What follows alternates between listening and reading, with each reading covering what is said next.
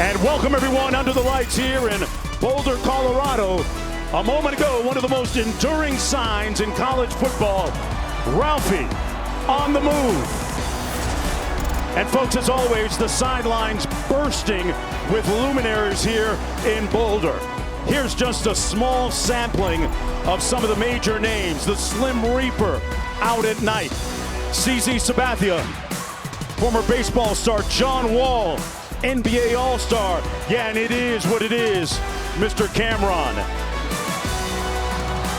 As always, this is one of the most unique scenes in all of college football.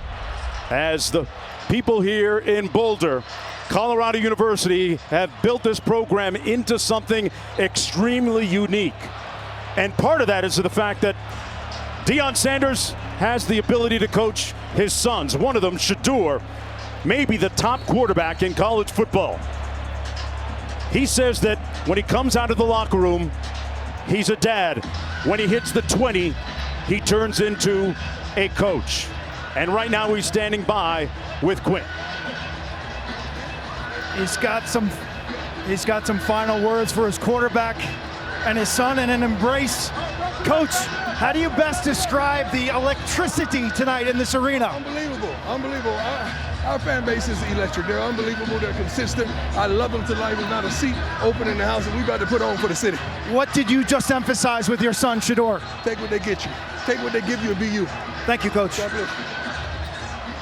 Another sellout crowd here at Folsom Field, which is becoming a very regular scene here. A boisterous crowd, in excess of 55,000 people for this pivotal and critical game between these two Big 12 teams that haven't met since 2010. It's the 67th meeting all time between the two of them, and Colorado will have the football first.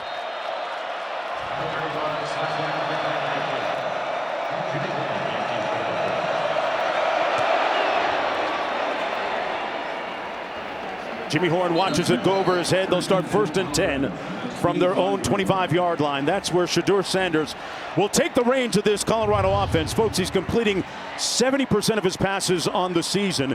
And the opposing coach, Chris Kleiman, had nothing but effusive praise, careful praise, muted praise for Shedeur Sanders leading up to this week. He's the orchestrator of one of the most potent passing offenses in the country.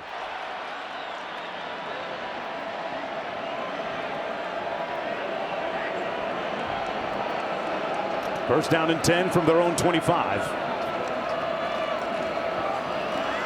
They're going to run it on first down between the tackles. Nowhere to go for Hayden. Dalton Hayden stopped up by Siegel. Marquise Siegel making the stop.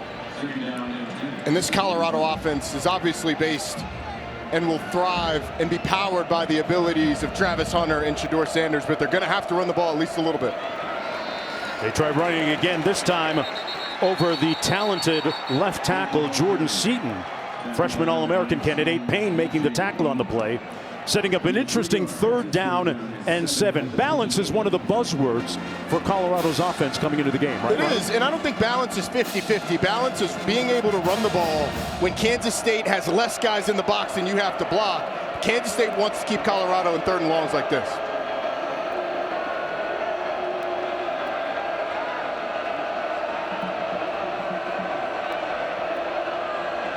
You saw the graphic.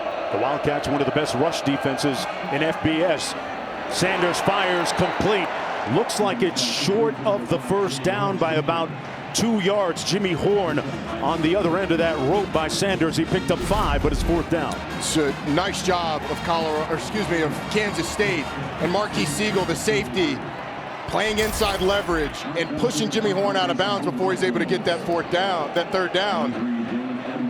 Kansas State's going to have to play some man-to-man coverage against Colorado. Their first snap of it against a pass was a nice job being able to get off the field. Folks, keep in mind that Dylan Edwards, number 3, returning this punt for Kansas State, played for the Buffaloes a season ago. And he decoys the punt coverage unit, bounces out of bounds at about the 14-yard line. Edwards was one of the starting tailbacks here for Deion Sanders a season ago. Got in the portal and went to Kansas State, closer to home, but leaves with good feelings of his former teammates. Meanwhile, Avery Johnson has shown wonderful sovereignty over this offense all season long for Kansas State, albeit that one loss against BYU. A dangerous runner, amongst other things. Big time athlete. They cannot let him beat them with his legs. He passes it on first down in a tight window, complete for the first down. Cephas working against Travis Hunter for an 11-yard gain, Roddy. Dante Cephas just on a little slant route against Travis Hunter. You don't see that a lot. People typically throw away from 12. That time they go right after him with a little RPO, get the first down. Avery Johnson completing 61% of his passes on the season. On the little pitch to the wide side of the field, Giddens going to be trapped up.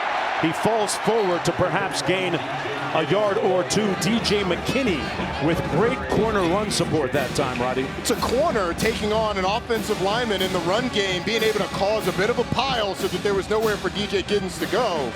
This Colorado defense is much improved against the run. A lot of that has to do with the physicality that they play with both on the defensive line, linebacker, and there in the secondary.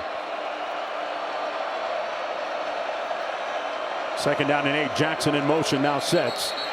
And they're going to blow this play dead. Got a flag down on the field. Prior to the snap, false start, offense, number 83, 5-yard penalty. And that's very contrary to the way that Coach Kleiman's team plays. They don't beat themselves, Roddy. No, they don't, but check out this physicality against Travis Hunter. I think those guys know that he's going to play 100 plays today. Jace Brown, the wide receiver, getting after him a little bit, even though that play was blown dead. Maybe part of the game plan? I would say so. Second and 13. Cephas in motion. Johnson comes underneath, checks it down. Pass complete to the tight end. Swanson got hit a couple of times. Preston Hodge was the first one to get there, a 5-yard pickup. It'll be third down and about 8 to go for Johnson. The key here for Colorado is going to be keeping Avery Johnson in the pocket. They decide to bring pressure. You have to keep integrity in your rush lanes. Make Avery Johnson beat you with his arm. You see number 21 there, Shiloh Sanders, back for the first time in a couple of weeks after suffering that broken wrist. Here's Johnson, almost sacked. He throws it away. We might have a grounding. Did not appear to cross the line of scrimmage. McCoy was pressuring along with Silman Craig.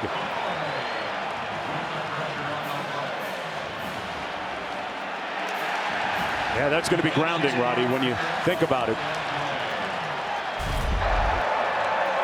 Just for grounding, offense number 2, losses down from the spot of the pass, 4th down.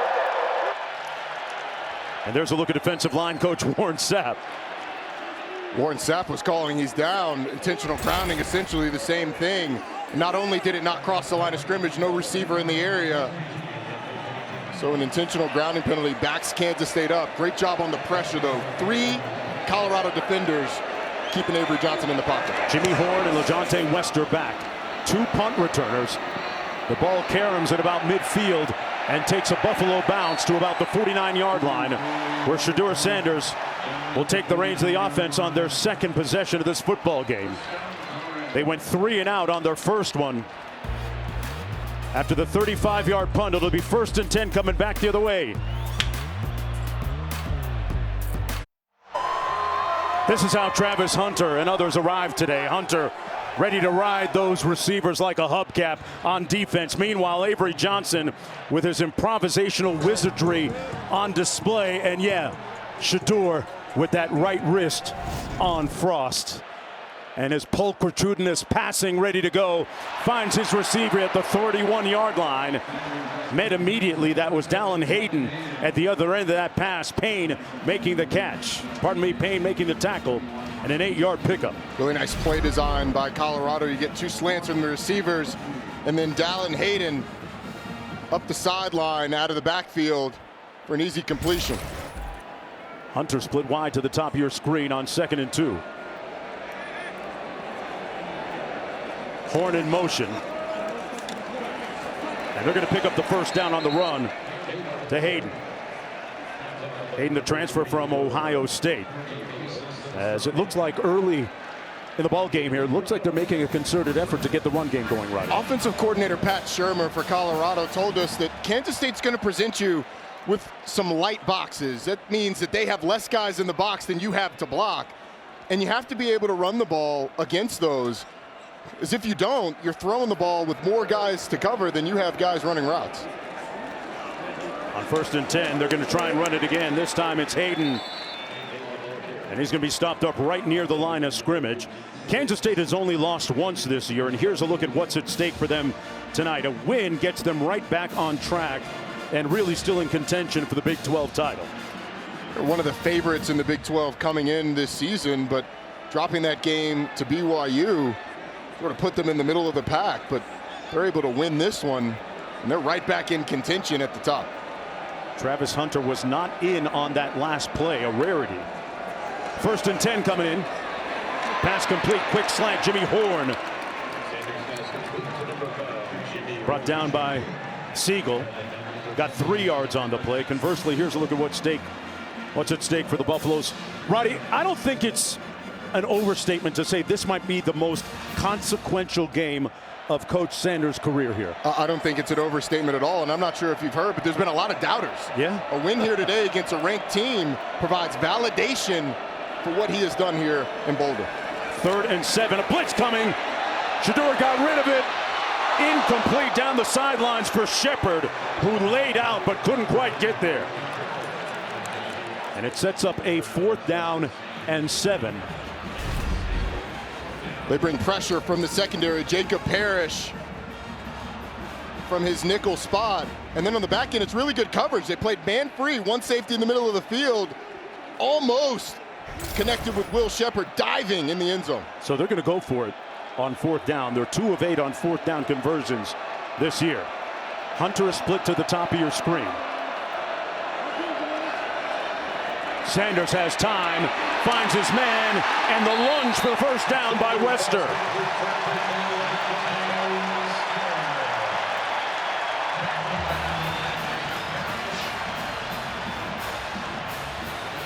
Boy, Sanders really spins it, doesn't he? He does, and it's on time and on target to Wester.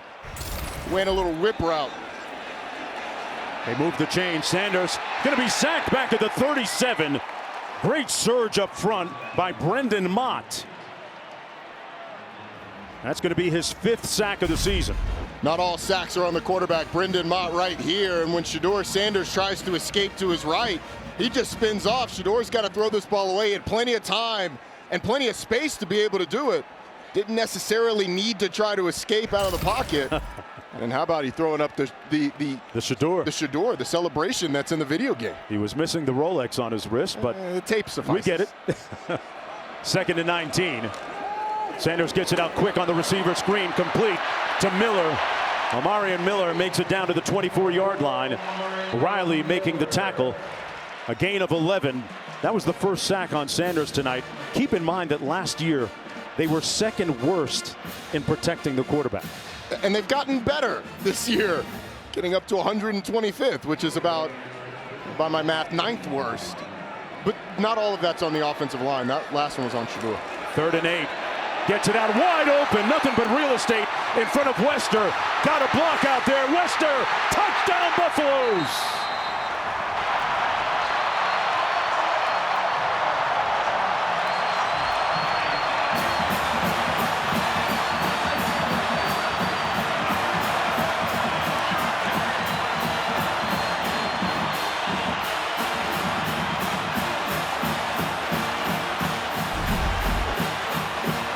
Great block by Hunter on this play, Roddy. Well, they turn LaJohntay Wester completely free, and then Travis Hunter just gets in the way a couple times, and that's all you need to do in the open field. LaJohntay Wester to get in the end zone. That's his 6th touchdown catch of the season. The 27th of his career. And for Shedeur Sanders, that was his 15th touchdown pass of the year. Buffalo strike first with 7:06 to go in the opening quarter. Colorado coming in at 4-1. Alejandro Mata for the extra point.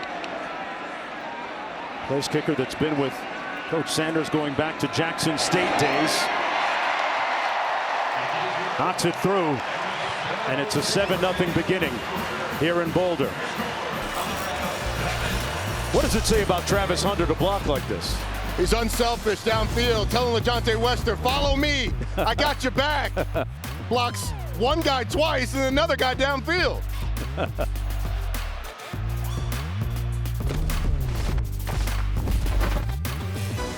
ESPN College Football is presented by IHG Hotels and Resorts. 19 hotel brands, 1 loyalty program. Download the app. And in part by Mercedes-Benz. You could easily say that Colorado has become America's team in a sense, because you have people buying merchandise, all kinds of merchandise with that man's name on it and the Colorado colors. There's a former player, Michael Westbrook, former wide receiver, here on the sidelines tonight.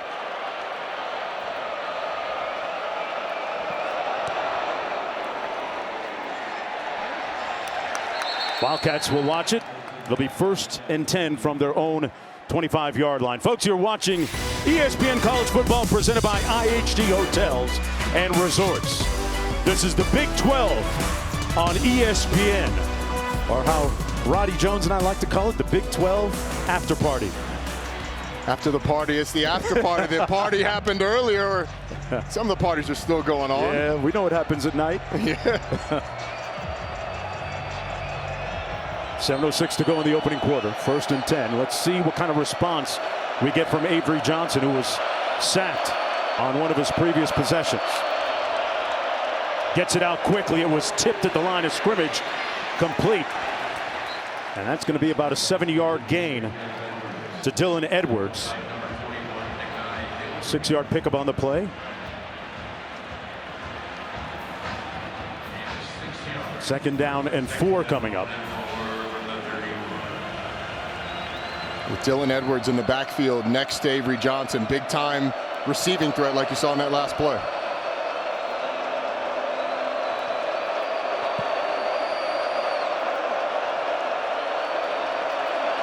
Play clock down to 8. Edwards out to the 36-yard line. Hill Green making the tackle. 5-yard pickup.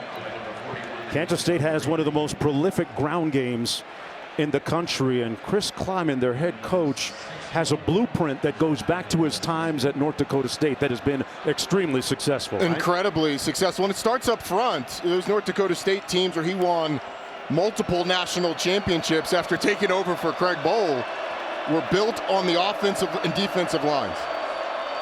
Jace Brown in motion, their second leading receiver. Johnson rolls out, hits Edwards in the flat. Nice move by Dylan Edwards. Tiptoes out of bounds right around that 1st down marker. He's going to come up about 1.5 yards shy. Pickup of 9 on the play. Man, he's shifty. He really is. We were talking to some of the Colorado coaches before the game, and the word they described him is special. I mean, shakes Travis Hunter in the open field, and it's one of the reasons he was a big get for Colorado. He's previously committed to another school, decided to flip to Colorado. They were really excited about him, but coming back home, closer to home at Kansas. Giddens right between the tackles. They gash that front, and Giddens makes it down to the 41-yard line, and a Wildcat 1st down on the pickup of 14 yards. Boy, there was a yawning hole there waiting for him. There really was. Watch the combination up front between these 3 guys to create that hole. Nice job getting up the field, and now the lane for DJ Giddens to run through was massive. Here's Giddens again. This time stopped up at about the 39-yard line by Hill Green. One of the defensive players for Coach Sanders that has made a marked improvement from game 1 to now. Pickup of 2 on the play. Nakai Hill Green, I think, has brought a physicality to that linebacker position downhill plugger. Second leading tackler for Charlotte a year ago. Got here over the summer, had to learn this defense, but has really provided a physical presence that's helped them be much better against the run. Cephas in motion. Johnson on the run. Improvising, finds his receiver at the 34-yard line. His tight end, Garrett Oakley, picks up 5 and all on the play. And a third down coming up now for Avery Johnson. But you got an example of how he can make lemonade out of lemons, right? That's where he can be special, when he's able to create in the pocket that time, scrambling and running to throw down the field and throw accurately, because when he's accurate, he is absolutely deadly as a quarterback. Young man that enjoys watching Lamar Jackson.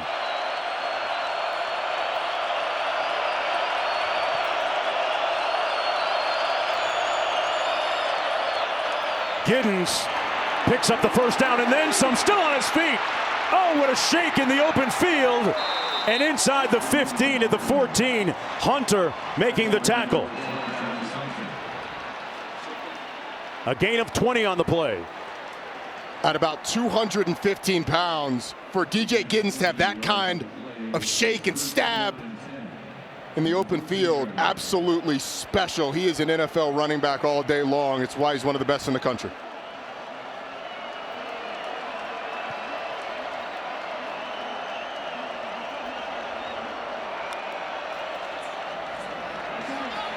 Under the lights here in Boulder, that's quarterback Avery Johnson of Kansas State being sacked by the Colorado defensive front led by B.J. Green. I'm Mark Jones alongside Roddy Jones, Quinn Kessenich down to the field. The Buffaloes coming in at 4-1, taking on the 4-1 Kansas State Wildcats. Colorado scored on its previous drive to make it 7-0, but that was the second sack of the night by their defense. Deion Sanders, their second-year head coach, seeing a marked improvement in his front seven this year. Johnson is going to try and run it. And brought down at the 19 by DJ McKinney. Let's take a look at the only scoring play of the game so far. LaJohntay Wester catching a ball short. Travis Hunter throwing a couple of in-the-way blocks for his teammate. Kansas State had a bust on the back end and man coverage. LaJohntay Wester wide open. And this defense has been getting after Avery Johnson. You mentioned second sack on the night. This was a team that was 12th nationally in sacks allowed, having only given up 4 coming into this game. 10th play of the Wildcat drive. 3rd and long. They've got to get to the 4. Johnson downfield, complete to Edwards. And Edwards is going to be stopped up about 3, maybe 4 yards shy of the first down. Keep in mind that Dylan Edwards played here in Boulder for the Buffaloes a season ago. Hit the transfer portal with no animus or animosity and transferred to Kansas State. 4th down coming up. His former teammates had nothing but praise and good things to say about him. They're going to go for it on 4th down. Blitz off the edge. Johnson eludes the rush. Falls. Touchdown, Wildcats. And he does the Deion Sanders dance.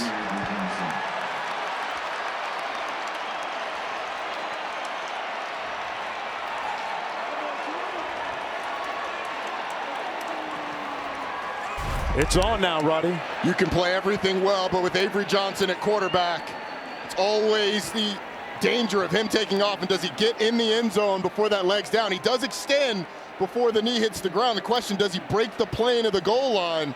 Ooh.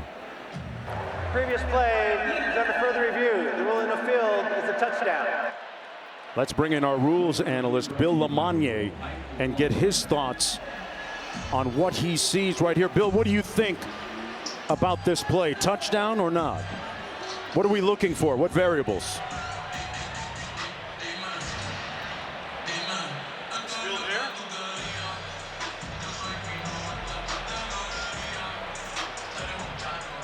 Okay, we're having some technical issues trying to get Bill on the line. The question is, does that ball break the plane of the goal line before that shin and knee are down? The tough part for the officials are going to be if you don't have a shot right down the line. Right. Then can you, with indisputable video evidence, overturn the call of touchdown on the field? Let's bring in Bill Lamagna now. Bill, what are your thoughts on this? All right, my apologies. I had the wrong button, but he's doesn't have a knee down. He doesn't have a body part down other than the hand or foot. Here's the call, Any Bill. part of the ball in possession breaks. The rule into the field of a touchdown stands. I'm actually surprised they didn't confirm the call. They're calling it a touchdown. As Avery Johnson, in that last gasp effort to extend the ball as he fell. And this, let's just say that's a salute to the opposing head coach. I'm not sure how that's going to be taken, but I'm sure we'll find out. I think Cameron Silman Craig, with that little nudge as he's running off, recognized what was happening. That's the third rushing touchdown of the season for Avery Johnson. I wonder if Avery Johnson's going to start trending like he usually does. Has a lot of consequences. We'll tell you more about that as the night progresses. And after that 11-play, 75-yard drive by the Wildcats, capped by that 8-yard touchdown run from quarterback Avery Johnson, showing you why he's so dangerous in so many different ways with his arm and his legs.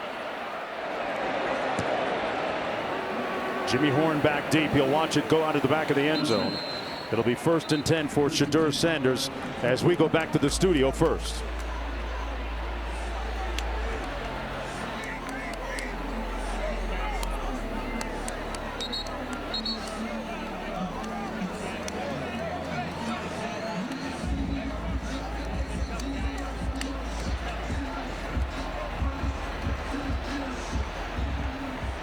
All right, guys, back here. Sanders took the offense the length of the field, or most of it, on the previous drive for the touchdown. Remember, these teams coming off of a bye week had a chance to do some self-evaluation, and the Buffaloes continue to look committed to establishing a run game. Purnell making the tackle on Hayden on 1st and 10. 3-yard pickup. 2nd down and 7 coming up. Coach Sanders spent the bye week at least a few days in his happy place, which is down at his home in Texas. Got to his private lake on his property and did some fishing. Lakes. That's my bad. As he told us yesterday, lakes. Multiple. According to him, the fish were jumping in the boat. They were biting. Trying to hook a big fish tonight in a ranked opponent. Sanders picks up a good block and gets down safely to about the 36-yard line to pick up the 1st down. Brendan Mott making the tackle, but an 8-yard gain by Shedeur Sanders. There is no sideline like a sideline in Boulder for Coach Prime. Carmelo Anthony, just one of the many luminaries, Hall of Famer to be. KD. CC used to throw some gas, and John Wall too. Q has more on the other side. Yeah, it is what it is, Cameron. And you're watching ESPN College Football, presented by IHG Hotels and Resorts. The Dr. Pepper Championship Drive Game of the Week. 67th meeting all time between these two schools. Tied at 7. It's 1st and 10. They keep it on the ground, and Hayden runs for about 1.5 yards. A moment ago, Q caught up with Coach Kleiman. Coach, after one quarter, what's got your most undivided attention? Well, we can't give them a short field. We had to punt and got it at the 50, and then we blew a coverage. We got to get our calls in a little bit faster for our guys, but then I was proud of our offense to take it down and run the football like we wanted to, and then we were able to complete some passes. So kind of what I thought in the first quarter. Now we got Bo up here on defense. What's it like to try to handle their speed and their skill on the outside? Yeah, it's really hard. That's why we've got to continue to find ways to get pressure, whether it's with 3, whether it's with 4, and be careful about bringing more than that, because that's when if they pick it up, we got a problem. Thank you. You bet. Very interesting from Coach Kleiman. Doesn't seem like a big fan of bringing 5 or more players in the blitz. So we'll keep an eye on that because that's how they got beat on that touchdown. 6-yard gain on the previous play, 3rd down. They roll up their sleeves, trying to get it on the ground, but Romaine there to meet Hayden in the hole, and that's going to be about 1.5 yards shy of the 1st down. 4th down coming up in a very intriguing part of the field. Stop short of the line to gain. 4th down. And Coach Sanders begrudgingly sending in the punt unit. Seen Colorado go for it on 4th and 1s a number of times this year, and they haven't been great. 4th down conversions. They converted one earlier in the game, but only 2 for 8 overall in some of those situations like this. So electing to at least line up for the punt, and I expect them to. Yeah, they were running over Jordan Seaton, their best offensive lineman, the freshman All-American candidate. End over end punt. Oh, what a job. It's going to be down inside the 2-yard line. Bassett with the punt as we check in with the studio.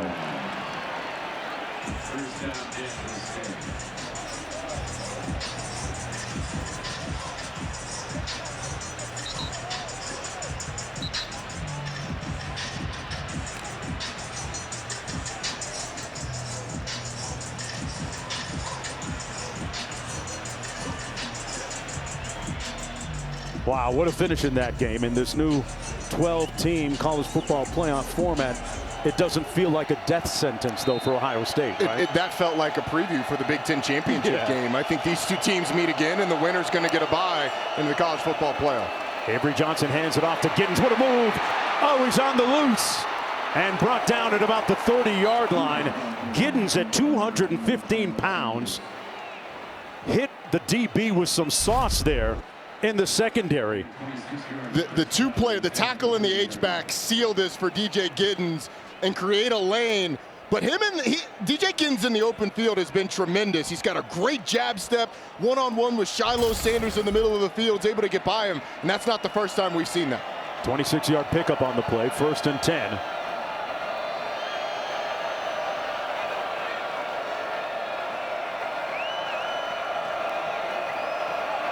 Play clock at 5. Johnson into the boundary. Man, he threw a rope complete to his wideout, Cephas. Hey, folks, next Saturday, the 2 best matchups are on ABC as part of our triple header that begins at noon Eastern. Number 7 Alabama taking on number 8 Tennessee at 3:30 Eastern. Then 7:30 the Lone Star State number 1 Texas hosting number 5 Georgia. What a football lineup on ABC and ESPN Plus. And a flag down. 2nd and 5. False start. Offense. Number 77. 5-yard penalty. Still 2nd down. Kansas State is not a highly penalized team, but in their 2 road games at Tulane and at BYU, 8 penalties in each of those games. In their 3 games at home this year, they averaged 3 penalties. So the pre-snap, the noise, the environment, those 2 road games were at night as well. It has not gone well from a sloppiness standpoint for Chris Kleiman's team. Sets up a 2nd down and 10. Giddens again. Absorbed a big hit, stayed on his feet. Relentless, ruthless running by Giddens. Shiloh Sanders came up, and Giddens had smoke for Shiloh that time on the 13-yard gain. Let's listen. It's a heck of a blow delivered by Shiloh Sanders, but you got to wrap up and run your feet. It's not just a lunge and a hit. And welcome back, Shiloh, after missing the last few games. They keep it on the ground. Dylan Edwards trying to spin off a blocker.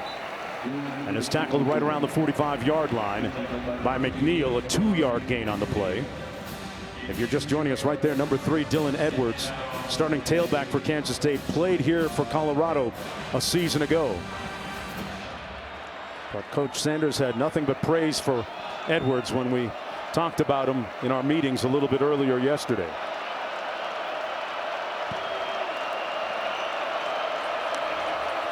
Second and 8. Johnson to the wide side of the field, incomplete for Brown, the team's 2nd leading receiver. Hodge there in coverage. I think Preston Hodge got away with a little bit of a tug on the back of the shirt It seemed like that shirt was pulled pretty heavily, but nonetheless sets up a 3rd and long for Kansas State. Again, Avery Johnson's legs, dangerous here.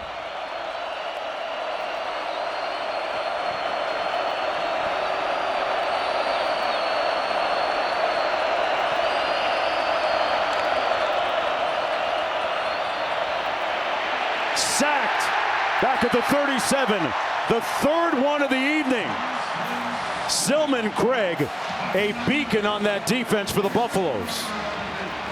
He has been so clutch, had a scoop and score a couple of weeks ago as well at UCF. And an 8-yard loss.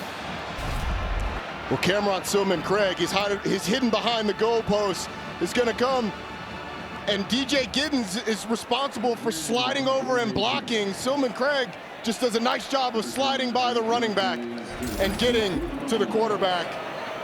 Great, well-executed blitz by Colorado. That's Wester. Calls for the fair catch at the 16-yard line, where it will be 1st and 10 for the Buffaloes after that 47-yard punt.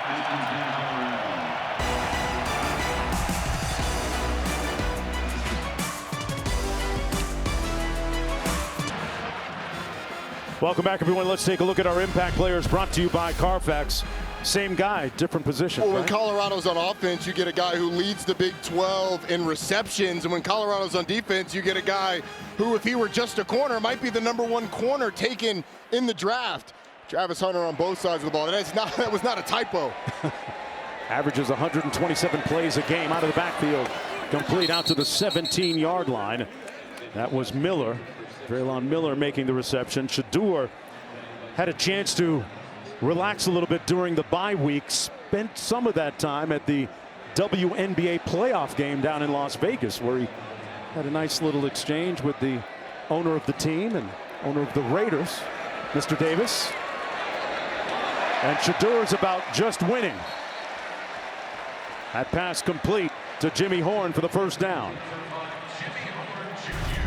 Horn for 12 yards here. It's a well-thrown ball by Shedeur, keeping his receiver out of harm's way, throwing it low. He can go down and slide away from the hit of VJ Payne.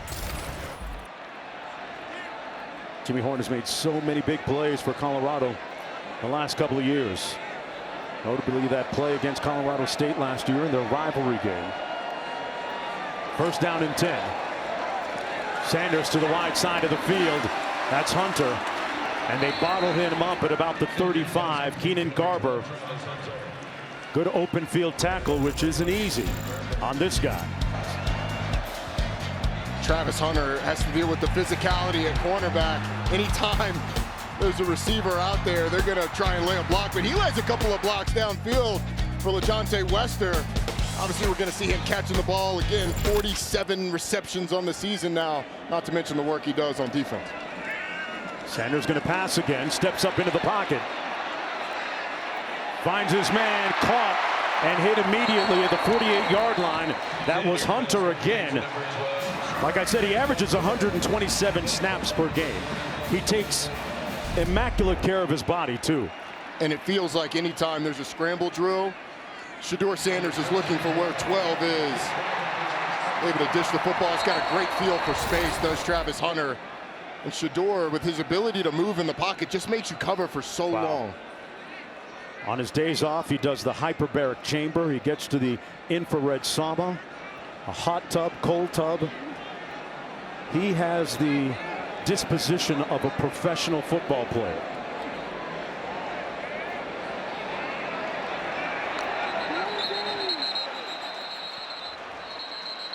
Got a flag down on the field, multiple flags.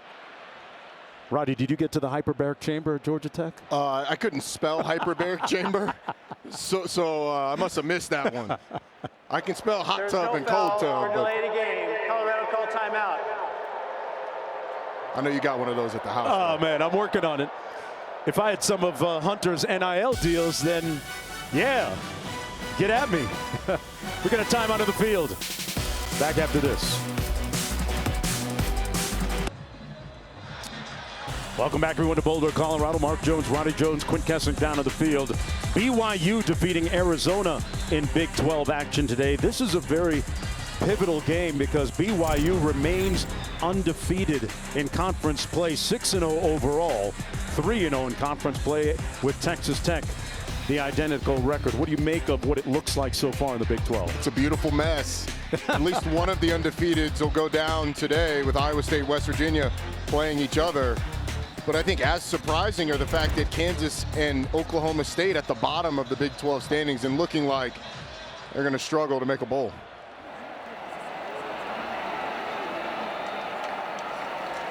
On the jet sweep. Nowhere to go that time for LeJontay Wester, who's really come on as a receiver. Siegel making a stop on the play. It'll be 2nd down and 10.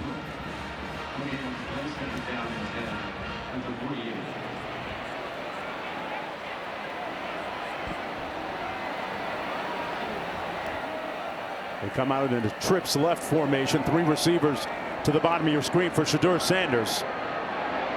Got a spy on him. And the spy drags him down at about the 49-yard line. It was Austin Romaine to limit that gain to just 2 yards, setting up a 3rd down and long for the Buffaloes. What do you like about this? What are you thinking about this call coming up? Well, I think it's going to depend on what Kansas State does. If they go man-to-man, LeJontay Wester in the slot has been the go-to. If it's zone coverage, Shedeur Sanders often looks for number 12. Kansas State takes a timeout. Yeah, the Wildcats are going to talk this over a little bit. Travis Hunter is going to get a breather. Timeout. Kansas State, their first of the half. Every time he gets a chance to sit down, and he'll take advantage of it. We'll do the same and come back after this.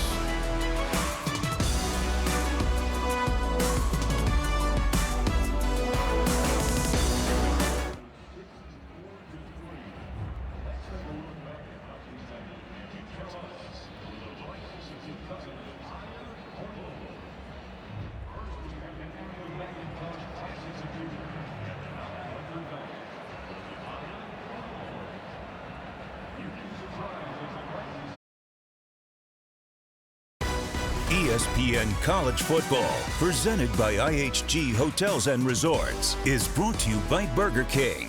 You rule. Travis Hunter took that hit a moment ago, and during the commercial break, he was being worked on by the athletic training staff on the sidelines, reaching into that right shoulder area. But he's back in the ball game. Sanders is going to be sacked back at the 38-yard line. A great surge up front led by Bates and Mott. And it sets up a 4th down. That's the 2nd sack for the Wildcats tonight.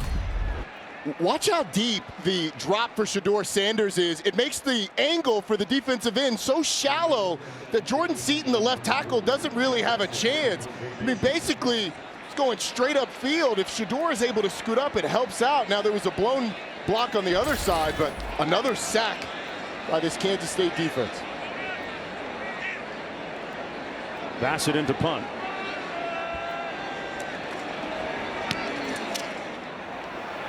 A line drive comes to Dylan Edwards, who's returned a punt for a touchdown already this year. This one comes back out near the 40.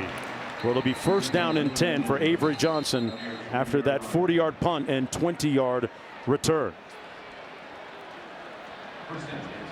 And Travis Hunter looks like he's going to head into the Buffaloes locker room as we go quickly down to Q. Yeah, Hunter with that right shoulder pain, Mark, that you pointed out. The medical staff looked at him. He came over grimacing in pain. They came over to him again. And now this is the 2nd time in this game that he has walked off. Amazing toughness because Omarion Miller wanted to substitute himself in the game. Travis waved him off, but finally he's in the locker room now, getting further evaluated. Discretion instead of valor that time. Good decision. Here's Giddens. TJ Giddens has had a lot of success running the football tonight. Shiloh Sanders makes the tackle on the 7-yard gain. Russell Westbrook on hand tonight. Newest member of the Denver Nuggets, who play tomorrow night on ESPN against the Phoenix Suns in NBA exhibition play. I know somebody's going to be at that game. Yeah. Hey, what you doing that game? Hey, man. Got to keep working. Giddens has run the ball 7 times for 84 yards already. And Avery Johnson doing a nice job with the reins of the offense. Giddens again breaks another one, carries defenders for another first down all the way down to the 33. Avery Johnson, like another Avery Johnson, who was a great point guard back in the day with the San Antonio Spurs, an NBA champion. As we're going to bring him into the telecast right now. Avery, what do you think of this guy, and how did you become aware of him? Mark, it's funny. I was trending one day, and my family and friends said, hey, you need to find out why you're trending. And I went on social media, and I found out I was trending because of another guy that has my same name, Avery Johnson, the Kansas State quarterback. I thought something was going on with my son, Avery Johnson Jr. So how did you like look him up? Did you Google him and learn a little bit more about his talents? Absolutely. I looked him up. This kid is amazing. I really love the way he plays the quarterback position, along with Shedeur Sanders. I got Shedeur probably going in the top 3 in next year's NFL draft. A year from now, Avery Johnson is going to be my favorite for the Heisman Trophy race. Okay. Oh, yeah, he's that good. He's that good. Just give him another year. Hey, with a name like that, he's got to be able to ball a little bit, right? He's got to be able to have vision of the court or football field, you know, a panoramic vision, and using one of your words, Mark Jones, of the entire field. Hey, Coach, thanks a lot for joining us. We're going to keep an eye on your namesake right here. All right, thanks a lot. Avery Johnson, NBA champ, one of the greatest point guards ever to do it. On the handoff, Giddens miraculously stayed on his feet with tremendous balance, falling forward for about 3 yards. DJ Giddens has been doing this all day long. Over 100 yards already. He's the first player against Colorado that's rushed for over 100 yards. Came into this game having not allowed a 100-yard rusher or receiver. This offensive line has been opening up the holes, but he has been tremendous. He's got elite contact balance, and in the open field, that little jab step that he gives defenders is lethal. Looking at a 3rd and 5.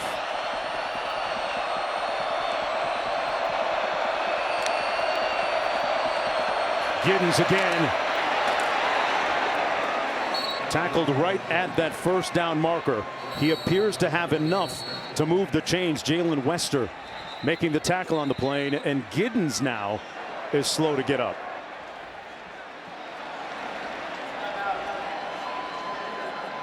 Those pads are popping down there. They are. DJ Giddens a little shaken up, but how about Kansas State just opting to run the ball on a 3rd and 5? Shiloh Sanders coming in with a little something extra as Giddens going to the ground. He's a person of very few words, DJ Giddens. But his game is doing a lot of talking right now on 1st and goal when we come back.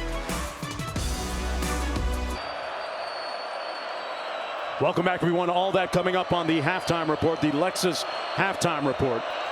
Texas, Oregon, and Tennessee, the headliners. Edwards broke a couple of tackles, still on his feet.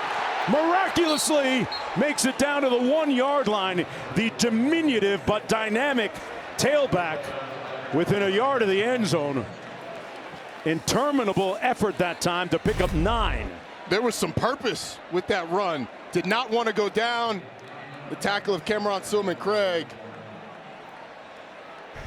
Man, he goes $167, Rodney. He did not run. Looked like he was 267 with that run. He was tough to take down. 2nd and goal coming up. Mark Jones, Roddy Jones, Quint Kesselnick down on the field here in Boulder, Colorado. Previous play is under further review. The ruling on the field was that he was short of the goal line. On that last replay, we couldn't quite see where that right foot was. Yeah. Let's bring in our rules analyst, Bill Lamagnier, to parse this play. Edwards extending, hit the pylon with his foot. Bill, what do you think? They're going to look at this right foot to see if it stepped out of bounds. If they've got indisputable evidence that it didn't, they'll give him the lunge and hitting the pylon for the goal line extended. And Can you tell from this view, is he touching the line? I don't think he is. but I also don't feel like that look is indisputable. Maybe this one will give us a better look. This is a little more definitive. It's the right foot, right. Oh, he's out. Yep. He appears to be out of bounds. The call's going to stand. We can't prove it either way from these views. It'll stand short of the goal line. Boy, but that doesn't put aside the incredible effort that time by Dylan Edwards. He broke a couple of tackles to get close to the goal line. And so far, Roddy, in the bigger picture, Colorado's run defense hasn't done what it's done in the previous 5 games. No, the tackling in the secondary has lacked the punch that it has in previous weeks. And Kansas State has done a really nice job in their gap schemes. The schemes where you get pullers from the backside coming around to throw blocks. Done an excellent job of creating lanes for this Kansas State offense, and it's what they have to do offensively to be successful, and they've done it today. We saw the athletic trainer a moment ago on your screen talk with Coach Sanders, just whisper something. You imagine it might have had something to do with the health and fitness level of Travis Hunter, who just came back out of the Buffalo's locker room. 2nd and goal, meanwhile, coming up. Here's the call. After further review, the ruling on the field is confirmed. The runner was down out of bounds with the ball at the 1-yard line. Please set the game clock for 1:55, please. 1:55.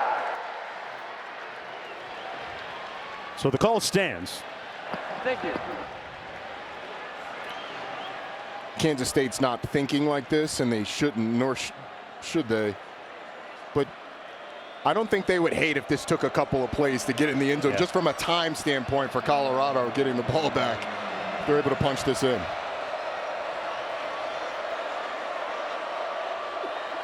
Avery Johnson at quarterback, a run threat in a huge way. The highest rated player ever to sign with Kansas State. Out of Wichita, Kansas. Hands it off, and Edwards completes what he started. The Wildcats take the lead.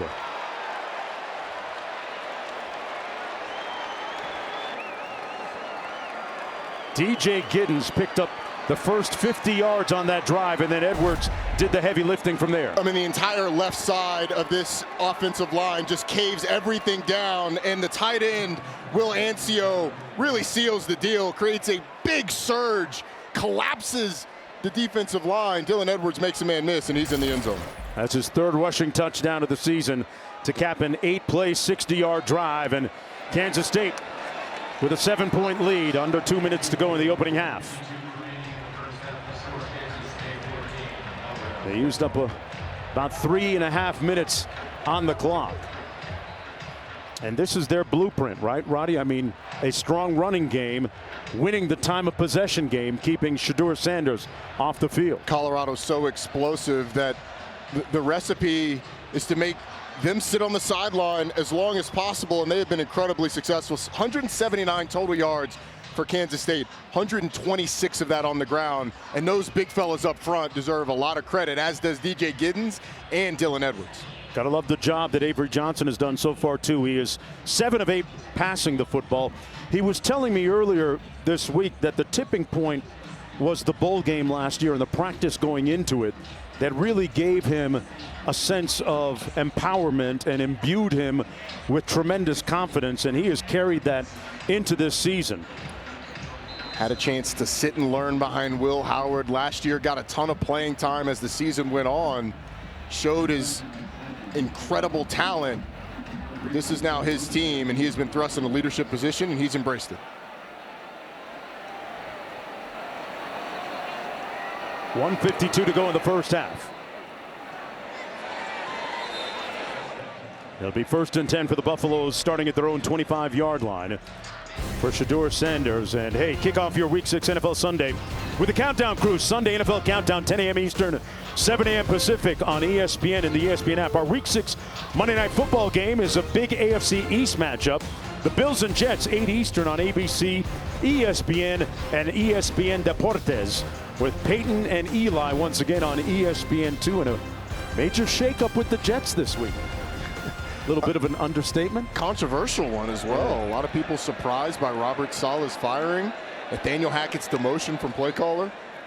Shedeur Sanders to pass. Has a clean pocket underneath. Comes to his transfer from Vandy. Shepard broke a couple of tackles out near midfield at the 47-yard line. Colorado with 2 timeouts remaining. 22-yard pickup. And they're going to move a little bit early. That's going to be a flag against the Buffaloes. Keep in mind that Travis Hunter went back into the locker room for Colorado a moment ago. Not right now, not a threat at wide receiver. That's the first Buffalo penalty of the night.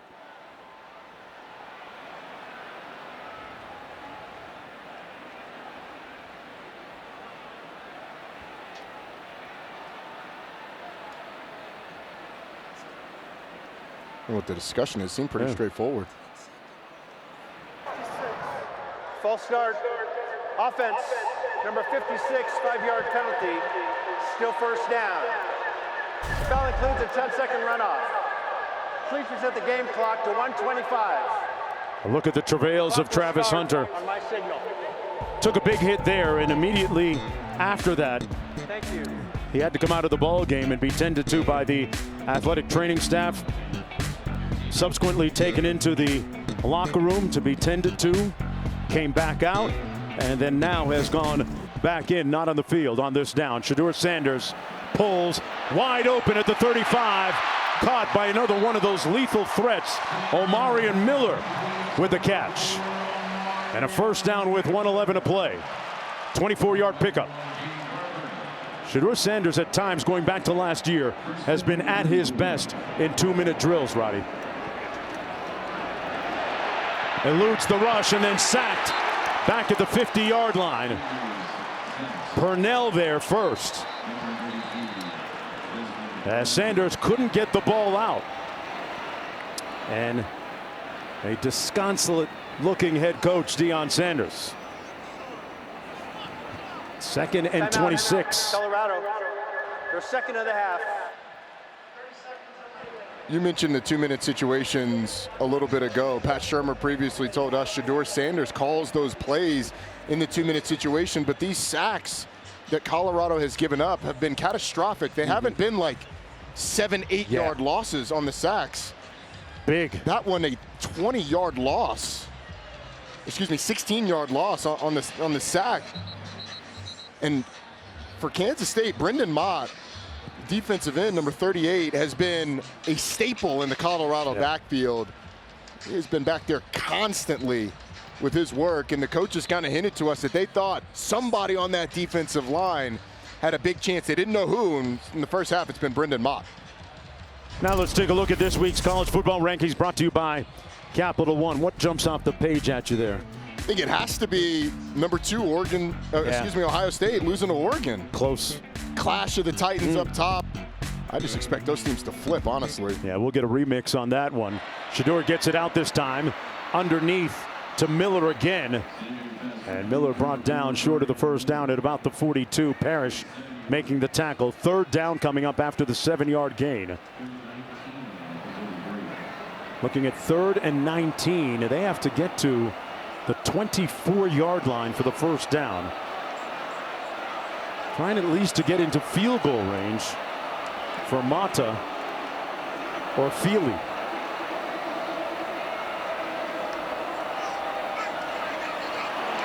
Sanders gets it out. Did not cross the line of scrimmage. There was a receiver in the area, but once again pressure from the guy you mentioned a moment ago, Brendan Mott.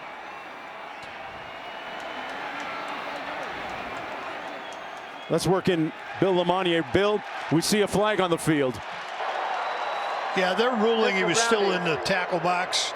They're also saying there was no eligible receiver in the area. So they will have grounding, and it runs a 10-second runoff with it, too. Yeah, that's the catch. They completely turned Brendan Mott loose, but clearly Shedeur Sanders still in the pocket, just flinging the ball hoping that it is somewhere in the vicinity of someone and he doesn't get called. Because if he didn't, it was going to be a sack, which is essentially the same thing that happened. Includes a 10-second subtraction. Please set the game clock to 5 seconds. The clock will start on my signal. If I was Kansas State, I would decline the 10-second runoff. Bill, doesn't Kansas State have the option to do that? Yeah, the offended team or the opposite team does have the option with the game clock. So they could say no runoff, and then they also have the option for what to do with the game clock, starting it or not. Well, they're going to take a 14-7 lead into the locker room, Bill. Shedeur Sanders is 15 of 16 passing, but his team down by a touchdown heading into the locker room in this pivotal game between two contenders in the Big 12. Studio with scores coming up in a minute. You're watching the Dr. Pepper Championship Drive Game of the Week. You're watching ESPN College Football presented by IHG Hotels and Resorts. Folks, this is the Big 12 on ESPN. As we like to call it, the late night Big 12 after party. Under the lights here at Folsom Field in Boulder, Colorado. 14-7 game at the break and a sold out stadium. Watching the home team trail by 7 at the break. The Wildcats will have the football to start the third quarter.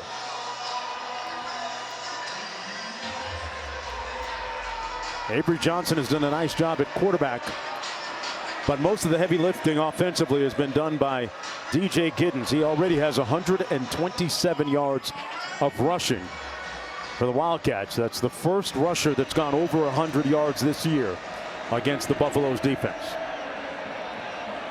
Keep in mind that the Buffaloes have been very good this year at making halftime adjustments.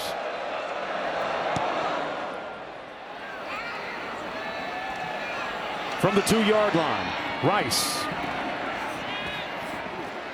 And Devin Rice is going to be stopped up shy of the 20-yard line. They'll mark it at about the 18. It'll be 1st and 10 from there for quarterback Avery Johnson. Let's go down to Quinn. What's up with Travis Hunter? Well, that's the big question. He was injured in the second quarter. The receiver cornerback caught a ball and then was tackled solidly by a Kansas State player. He looked uncomfortable, basically tapped out, asked out. He went into the locker room, came out, went into the locker room, and stayed there. He has not returned to the field of play since halftime. He played 23 offensive snaps, 21 defensive snaps, but he missed the last 13 snaps of the second quarter. He's in the locker room. Officials tell me he is questionable. So no Travis Hunter right now, Mark. Wow. DJ Giddens, the ball carrier. Tackled by number 41. Well, let's take a look at the now what moments brought to you by Prudential. Yeah, now what? If Hunter is unable to finish this game, that has an impact, Roddy, on both sides of the football, especially as their leading receiver, team down 7. Defensively, you lose maybe the #1 corner in the country. Offensively, you lose a guy who leads the Big 12 in receptions and has doubled the receptions, came in with double the receptions of anybody else on this team. Johnson behind his receiver over the middle, Jace Brown. Didn't really have a good chance at it. Sets up a quick 3rd down and 10.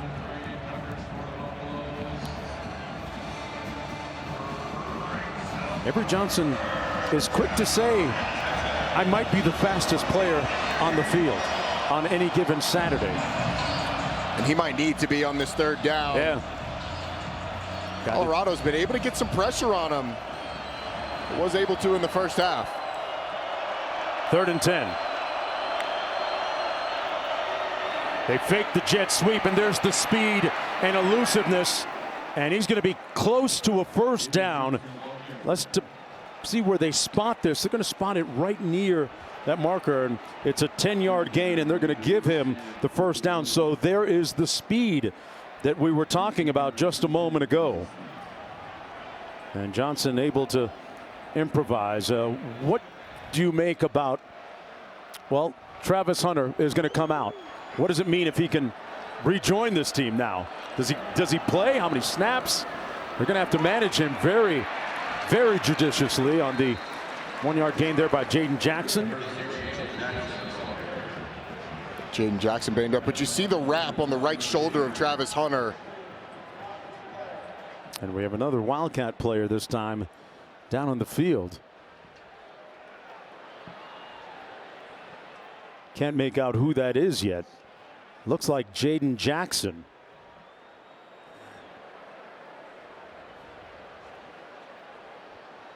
Writhing a little bit of pain, and Travis Hunter putting his gloves on, perhaps ready to take the field again. Hopefully we'll have some news on Jackson on the other side of this break.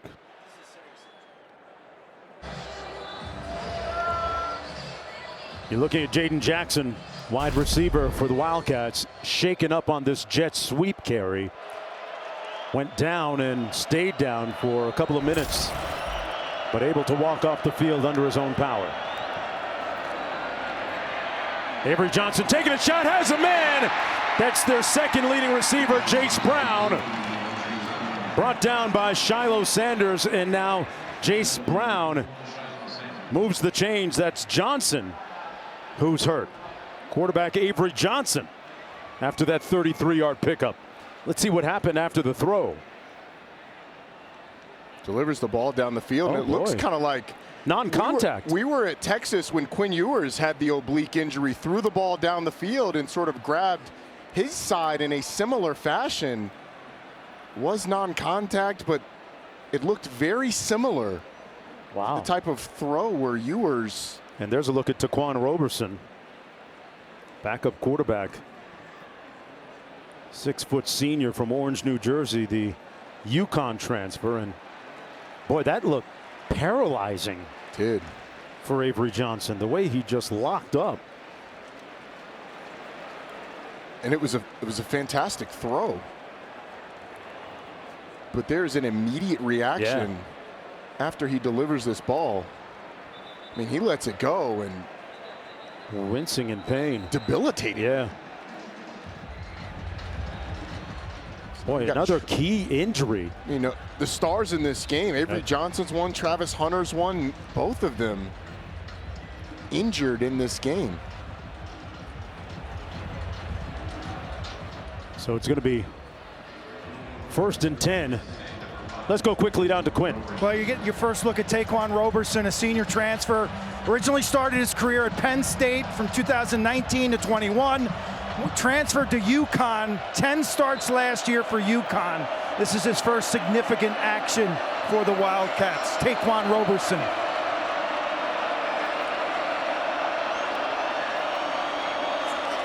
Sends a man in motion. They're going to keep it on the ground. Giddens with a nice spin move. Picks up about 8.5, and Avery Johnson running into the Kansas State locker room to be attended to by the athletic trainer staff, holding that left side that he grabbed immediately upon throwing. Folks, if you're just joining us, he did not take a hit there. He threw the ball and then locked up. 2nd and 2.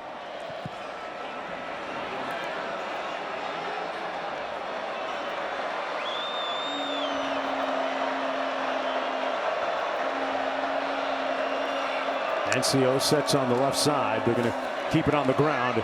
Giddens picks up the first down. Brought down by Hill Green. Let's take a look at tonight's Bear Paint game plan. We knew coming in Kansas State was going to have to run the football, and DJ Giddens has done just that to the tune of 138 yards on 15 carries. He has been phenomenal tonight, and now if you're Colorado's defense, if you've been kind of selling out to stop the run, you go all in. Push all the chips in and dare Taquan Roberson to throw the football. Looking at a 1st and 10. They keep it on the ground. This is Dylan Edwards. And Edwards picks up a tough 2 yards. Hey folks, the Lynx won a thriller on an 18-1 comeback in overtime. Thursday night, we'll have game 2 of the best-of-5 WNBA Finals tomorrow afternoon, with Liberty looking to tie up the series. 3 Eastern on ABC, as well as the app. WNBA Countdown tips off our coverage at 2:30, 1:30 in Minnesota. KD is a huge WNBA fan. It's a big hoops fan, just a hooper. Yeah. Guy that would hoop for no money. Yep. loves to play. Let's not go too far, Robbie. Pass underneath. Chopped down immediately was Jace Brown. Good tackle by Hill Green. No gain on the play. It'll be 3rd down coming up. How important here for Colorado's defense to get a stop and get off the field? Well, I think it's really big. Obviously, you get the ball back to your offense, and you're not potentially down 2 touchdowns. But I mean, Kansas State's already eaten up almost 5 minutes of the clock here in the 3rd quarter.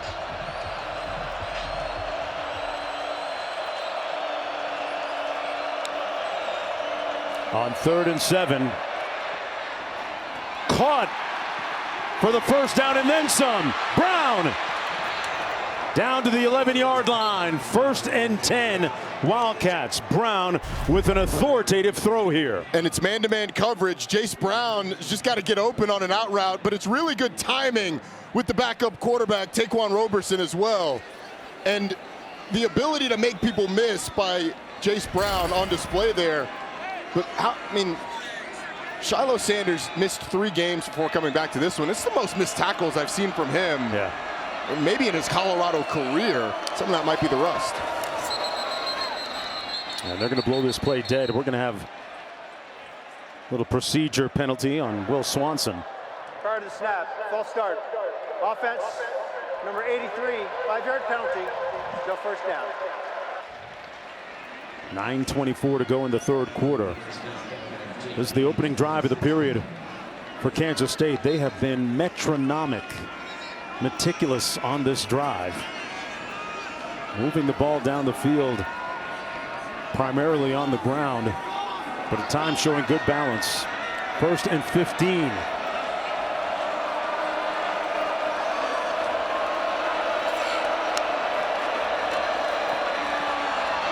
Incomplete, intended for Spivey on the slant. Sets up a 2nd down, pardon me. Yeah, 2nd down and 15. Well, Roberson, as Quentin pointed out, has played a lot of important football in his time at DePaul and at UConn. He'd only thrown 3 passes coming to the game, and there's Avery Johnson, starting quarterback, coming out of the locker room. Running a lot better than he was when he went in. It's a good sign for Kansas State. On 2nd and 15, Giddens breaks it into the boundary. Shiloh Sanders with a touchdown saving tackle that time at about the 4. Good block by Hecht out front. This is a small running back thing, but DJ Giddens has a massive hole that's going to develop on the left side. But watch where the ball is. It's in his right hand. Ball's right here. It's in his right hand, and Shiloh Sanders is going to be coming from inside out. If that ball's in his left hand, then you got a weapon on the inside, a stiff arm potential, and maybe you get in the end zone. Just a little thing that he'll be coached on Monday. Details. 3rd and 3.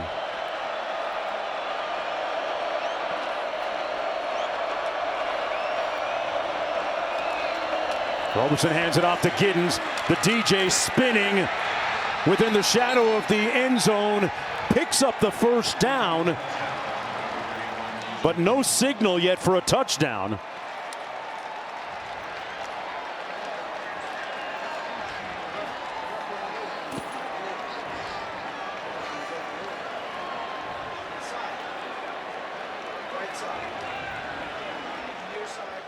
Did we get a touchdown? Well, it looked like the near side official, the line judge, signaled touchdown. The previous play is under further review. Going on the field is a touchdown. Let's bring in Bill Lamagna to take a look at this touchdown run. It was called a touchdown on the field. Seemed to be some indecision by the officials making the call. The official at the top of the screen came in, marking it a bit short, and this is going to show you he is short, and he's down, it's not in. The official on the near side here, though, probably didn't see that knee down, just saw the stretch, and he went touchdown. But this will be reversed. It's coming back to the 1 or 2 yard line. All right, thanks a lot, Bill. Yeah, I was eyeing the official closest to the play who did not give a touchdown signal. And The interesting thing will be where they spot it, because Kansas State could get a first down inside the 1 yard line and have a 1st and goal from the 1, or it could be 2nd and short from like the 1.5. But that guy right there, DJ Giddens, has done an incredible job running the football tonight. Already at 154 yards rushing. The first rusher that's gained over 100 this year against that Buffalo defense. Giddens, a man of few words, but he really opens up a lot for their offense. When you look at his ability to run the ball, it gives Avery Johnson a lot more options, right? It does, and the thing that you want out of a running back is to get more than the play is blocked for. So the offensive line can only do so much, and if they block up everybody who's in the scheme, and the first guy you encounter is at 6 yards, the play was blocked for 6. So if you only get 6, like, I can find anybody to do that. The thing that DJ Giddens does is when it's blocked for 6, he gets you 16. Right. Because he can break that first tackle. He has been an absolute workhorse. He's one of the best backs in the country, and I don't think he gets the credit for it because there's no flash to this Kansas State team. So they often go overshadowed by flashier programs. Avery Johnson in the huddle. We might see him come back in shortly. You see those flowing locks out of the back of his helmet. We asked him his nickname. He said it's Sunshine. Some of you may have seen the movie. We asked him if he had seen the movie. That movie came out in the 90s. After further review, the runner was down short of the 1 yard line, which was the line to gain. It will be 4th down from that spot. So 4th down, not first down. Yeah, excuse me. Wow. I thought he had picked up at least the first down as well. Because he could have picked up a first down without scoring a touchdown. You see the approximate first down line there at the 1. It's a big decision for Kansas State. Avery Johnson back in the offensive huddle. You can see just barely short, but it looks like it might be Avery Johnson back in for this play for Kansas State. Roberson did a nice job while in there. He did do a nice job. Yeah. Really nice. Some good deliveries. Now you turn it over back to the starter. We'll have to keep an eye and monitor his mobility here. They're 1 of 1 on 4th down conversions tonight. At the noisy end of the field.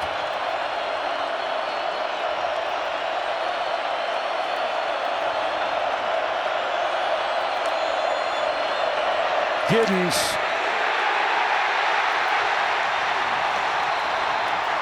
Short of the end zone. But I think he got the first down. All he had to do was get inside the 1 yard line. And I think he did that. This crowd went crazy as if they thought it was 4th and goal, but they could get a first down inside the 1. And they got it. Yeah, we said that. So it's 4th and 1st and goal. Just had to get to the 1 yard line to move the chains. They contact him in the backfield, but the lunge by Giddens clearly gets him inside the 1 yard line. 1st and goal coming up. Giddens, nothing doing. That defense intransigent up the middle. Non-negotiable that time. Setting up a 2nd down and goal. The guy they call the block bully, Chidozie Nwankwo, making the tackle. Number 97. Really the spirit of that defensive front. If you're Kansas State, I don't know why you go away from that, though. Yeah. Continue to hand the ball off to 31. Continue to trust that big offensive line.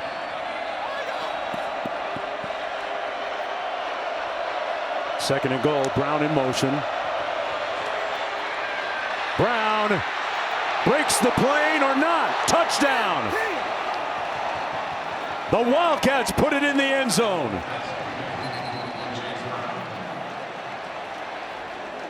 Jace Brown had a touchdown last week, or pardon me, in their last game, and scores another one here.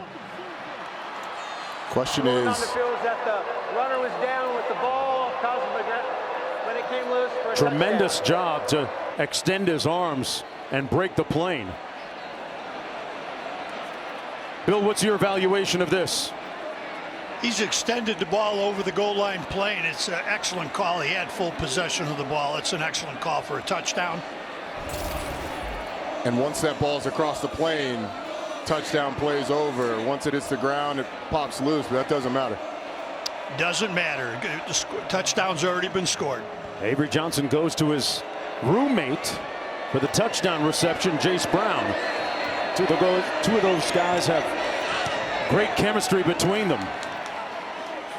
That's his second touchdown of the season, the 5th of his career. And Kansas State up by a couple of touchdowns.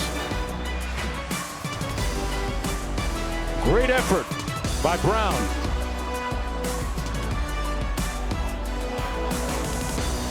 Yeah, strike a pose. They deserve it. Back after this. Hey, this season Allstate will celebrate every field goal and extra point made by participating universities by making a donation to the university's General Scholarship Fund. Thank you, Allstate. Let's go downstairs to Quint for more. Interesting, during that timeout, Travis Hunter is down on the sideline. He was actually watching video of the hit that caused his shoulder injury with some of the medical personnel. Travis now walking on the sideline. He does not have a helmet in his hands. Other injury news for the Buffaloes, the hits keep coming. Jimmy Horn, I've been told, is very doubtful to return to this ball game. So you add it up, that's their two best receivers, Travis Hunter and Jimmy Horn. Wow. They have been pivotal and critical for Colorado this season. They'll take it 1st and 10, yeah. Injuries on both sides. It's going to be about attrition after a while. So let me ask you this, Roddy. Back to Travis Hunter. He's a two-way player, but if they do decide to use him judiciously, do you use him on offense or defense down 14 points? Yeah, I mean, I don't think it's going to happen at all. But if he does come back on the field, I think you have to use him on offense down 14. And Kansas State's doing most of the damage on the ground. He's not going to help you a ton there. And with Jimmy Horn out, I mean, if you can get him at all, then you'd love to have him on offense, but looks like he is content on the sideline. 3-man rush for the Wildcats.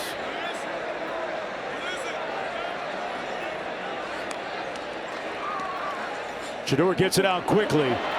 Complete. What a move by Shepard. Oh, he hit him with the sauce all the way out to midfield.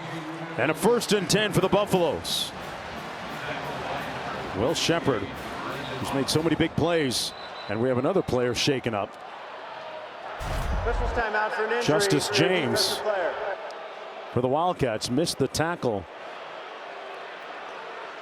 after that 25-yard catch and run by Will Shepard, the transfer from Vanderbilt. I mean, this really might be about attrition by the end of it. Wow. Jimmy Horn, Travis Hunter currently not in the game. On the Kansas State side, we've seen Avery Johnson go to the locker room. Jaden Jackson banged up. We haven't seen him back since his injury. And these are two teams that come off a rest week, Yeah. right? Yeah. Kind of goes against conventional thinking. You got healthy during the bye week, Yeah. only to come out in this game. And both teams are going to leave with some pretty significant dings. It'll be 1st and 10 right at midfield. Shedeur Sanders, meanwhile, has connected on his last 13 consecutive passes as Avery Johnson comes back out of the locker room for the 2nd time tonight.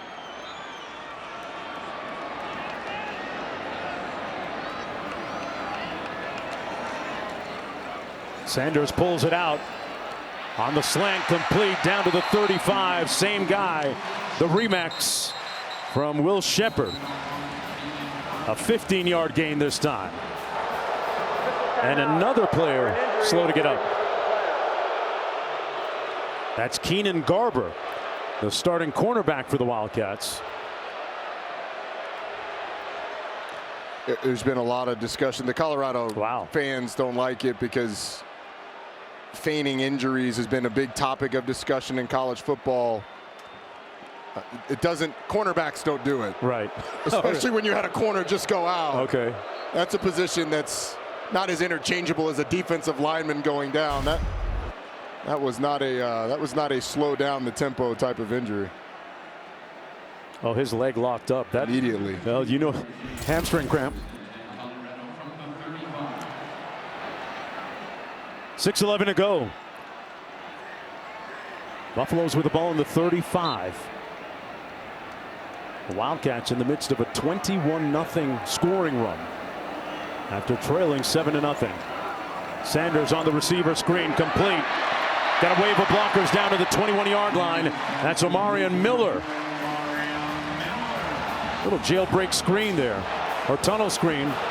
And they move the chains again, Roddy. A 13-yard gain, and another Wildcat player shaken up. That's Marquise Siegel. This isn't the scenario where you usually, as some would say, fake an injury, right? You're playing with two backups at corner, so you don't want your starting safety going down for a play at all. This is not one of those fake injury situations. Seems like, or one would think that if you wanted someone to go down with injury, it would be someone that was a little more dispensable. Hey, Roddy, just a reminder for everybody that we are at altitude 5,280 feet approximately. As you pull out the oxygen. Yeah, I get my oxygen can I've been using. Hey, folks, if you don't think that it makes a difference playing it at altitude, it does, and it's not always a great thing for your body. See these things here? These are oxygen cans that yours truly bought yesterday. You put this. I got a tip from our director, Anthony DeMarco. He says if you have a low-grade headache, which is an effect of the altitude a lot of times, you get yourself a little oxygen. And you just take put it over your mouth, take a big puff of it, and how do you feel now? Feel a little better? Great. I feel really good. I bet you do. This is oxygen. It's oxygen, folks. And look, there is some frustration nationwide about the faking of injuries, and when you have guys go down on 3 consecutive plays, I can see why you would, if you were the Colorado fans, feel like that's what's happening here.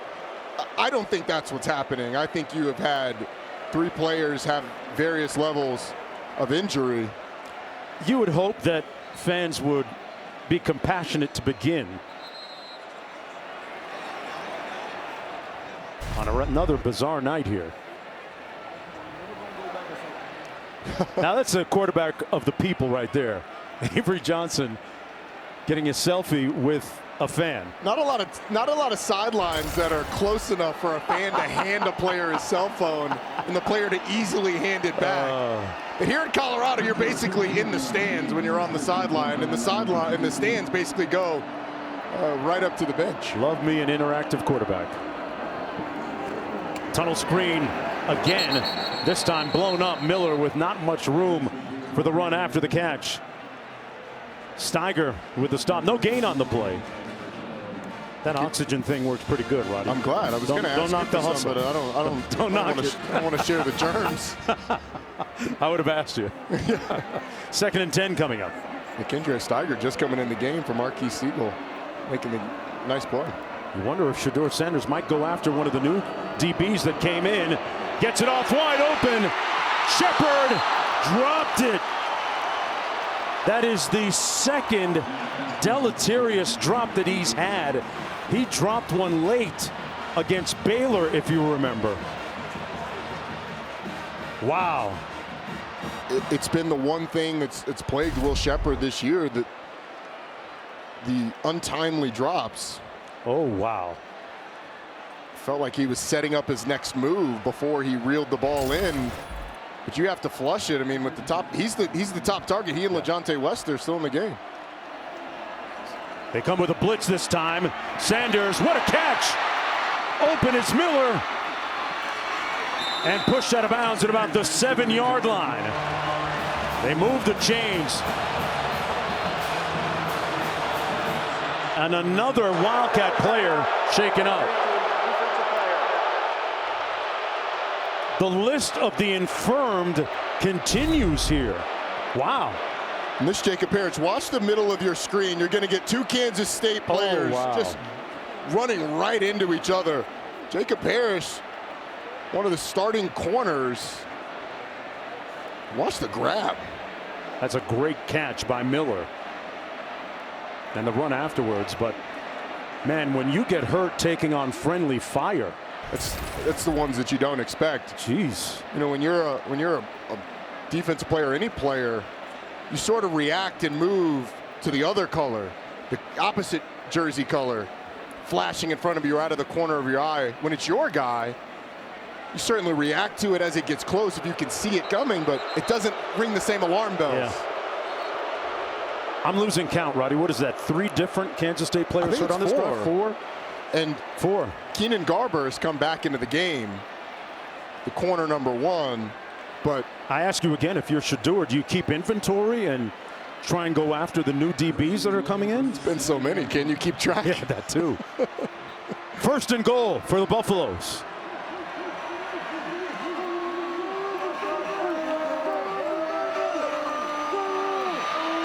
Sanders pulls. Touchdown. Shepard. Atonement.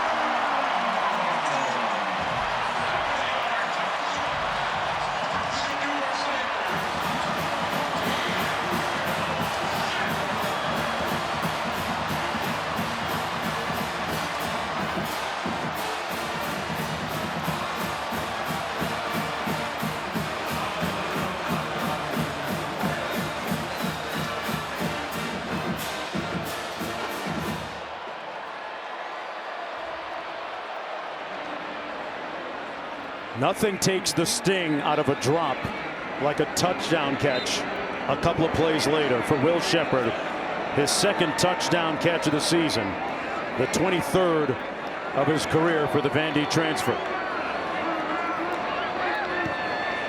And the Buffaloes with an impressive drive, 7 plays, 75 yards, and then the 7-yard touchdown catch. This was the drop. And then Will Shepard with another chance. He had a crucial drop at the end of the Baylor game. Said he came to the sideline and told Coach Prime, I'm back in the UCF game. And you know what Coach Prime told him? You never left, baby. You never left.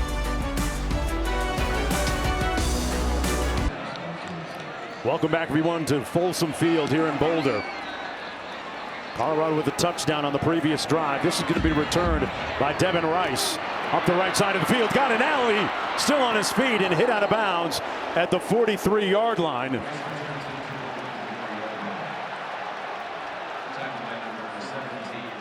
Nice return that time by Rice. As we take a look at our player spotlight, brought to you by Cintas. Avery Johnson, 9 of 11 passing. He's made some timely runs as well. How do you reconcile Shedeur's numbers, Roddy? 21 of 23, but they're down by 7. It feels like they're barely hanging on, and Shedeur Sanders has been nearly perfect throwing the football. But it's really because he's been on the sideline. An 8-minute drive by Kansas State started this 2nd half, and DJ Giddens has got a career-high 207. No Travis Hunter in on defense. Giddens, man, that must be jelly because Jam doesn't shake like that. What a move. He left a defender defenseless. Giddens with a nice chunk of yardage, 15. Look at this. It's the definition of contact balance. Once again, he's got Shedeur. Shedeur. I'm Shiloh. I got the wrong Sanders brother. It shook me to my core. I'm sorry. He dropped him like a Kendrick diss track that time. Wow. What a move by Giddens, who continues to pile up the yardage, headed towards 200.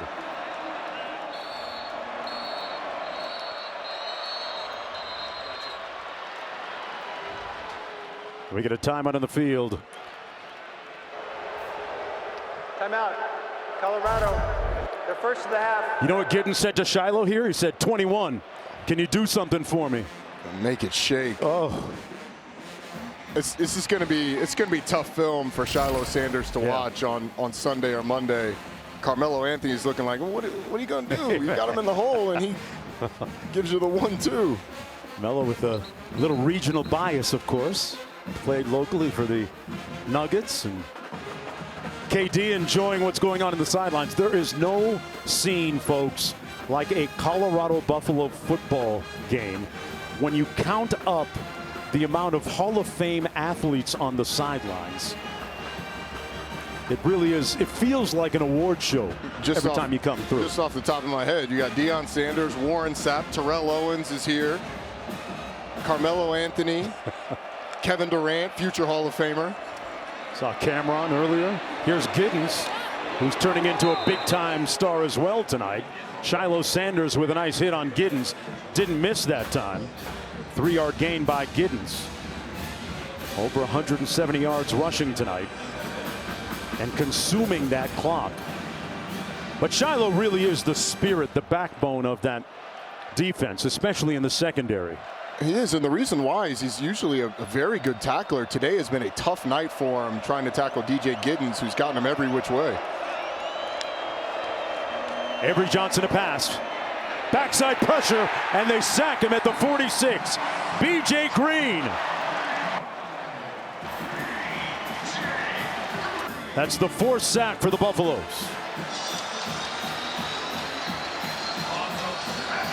Sets up a 3rd and long. But watch the route by Will Swanson, who's just going to be on a little drag. He is wide open right in front of Avery Johnson. Deliver the football, but Johnson looked like he was looking down the field, but he had a ton of real estate. Instead, it ends in a sack and a 3rd and long. Johnson underneath to Jackson on the move, trying to get to the marker. Let's see where they spot it. It was close. They're going to give him a spot that comes up He's a little bit short or close. Oh, it looks like they were waving he got it. He got it. Jace Brown provided a little block on the edge, too, for the 14-yard gain. Here's another look. Watch number 1. Just that little nudge is able to get just enough for Jaden Jackson, who we saw leave the game. Good to see him back in and making a play. Previous play is under further review. The one on the field was at the line the gain was made. This is going to be a very interesting spot when they go back and review this play. With 2:06 to go in the 3rd quarter, and what is shaping up like another time-consuming drive for the Wildcats. They are clearly winning the time of possession tonight. Almost 26 minutes to 16 minutes for Colorado. And Avery Johnson seems to be recovered enough from whatever was ailing him a little bit earlier that caused him to go into the locker room twice.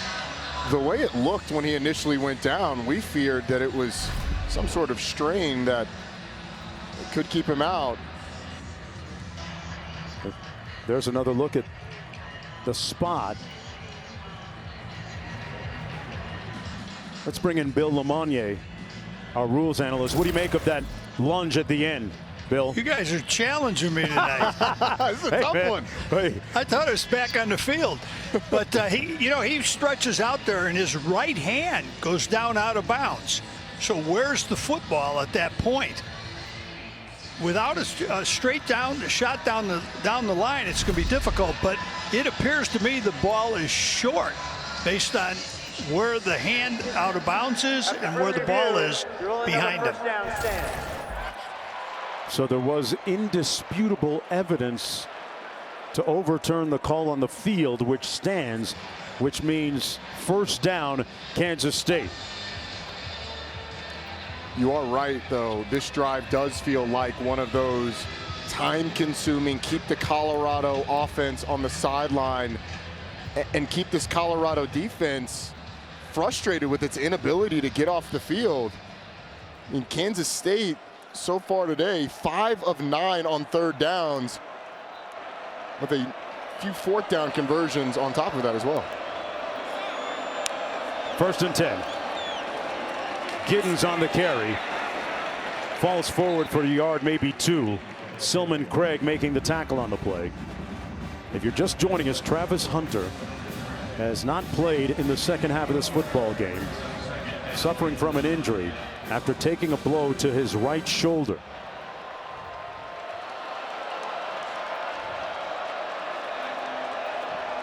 And that's a big piece of their defense and offense.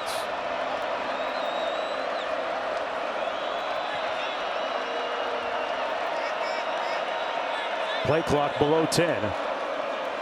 Johnson's going to hand it off to Giddens again.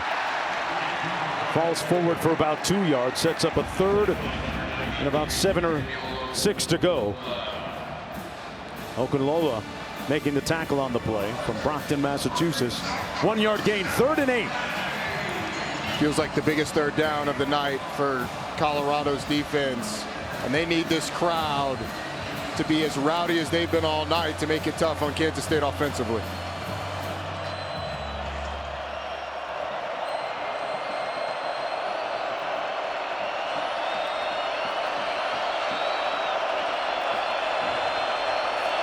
Jackson in motion.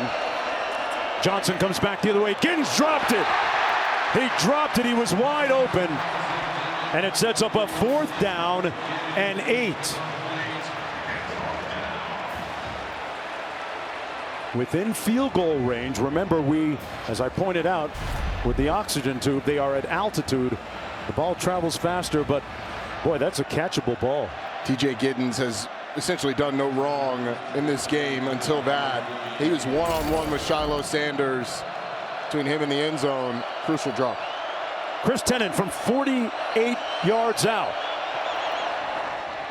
No doubt.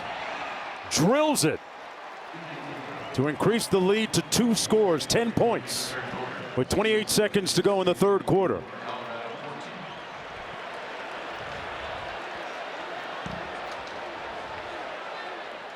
Well, folks, there's the Taco Bell Live Más student section that right now is a little bit concerned. All season long, student sections across the country are competing to be the Taco Bell Live Más student section of the year. Download the Taco Bell app to learn more.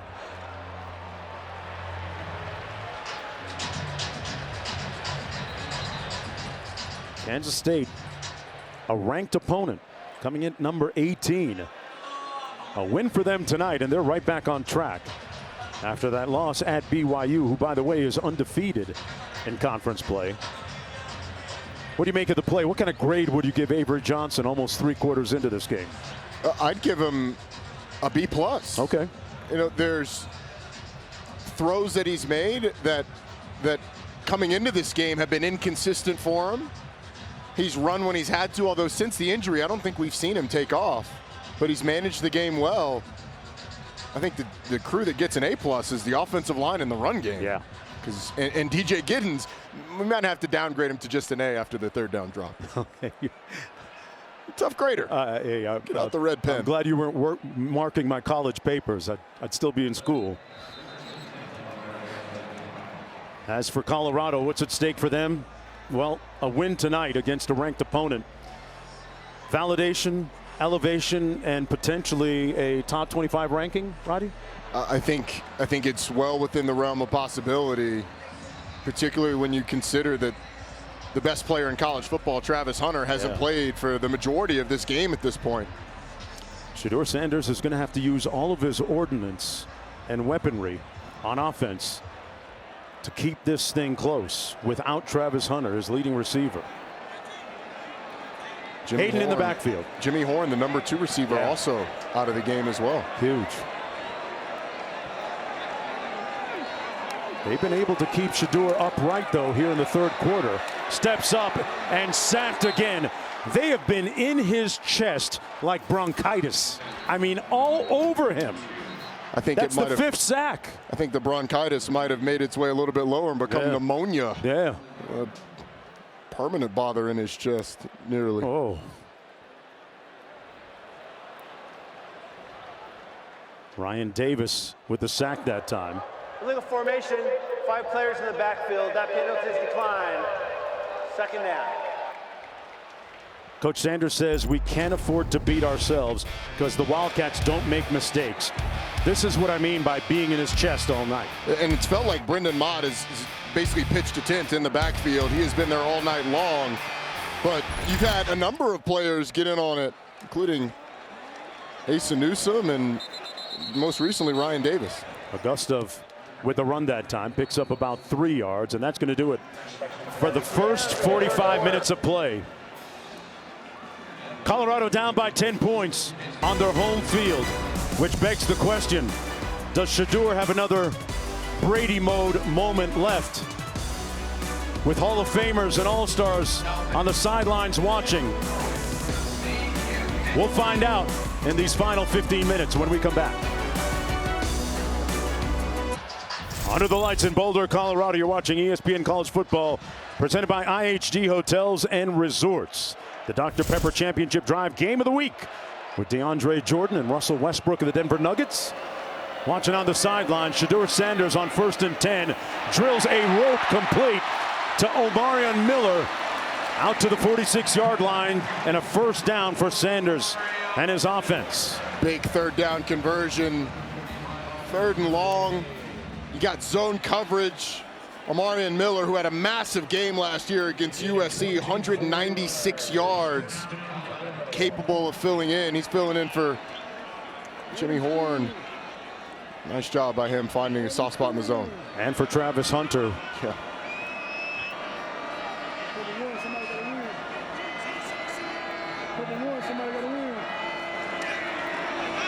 Shedeur Sanders back to pass. And he got rid of it. Nobody in the vicinity. And we're going to have an intentional grounding penalty here.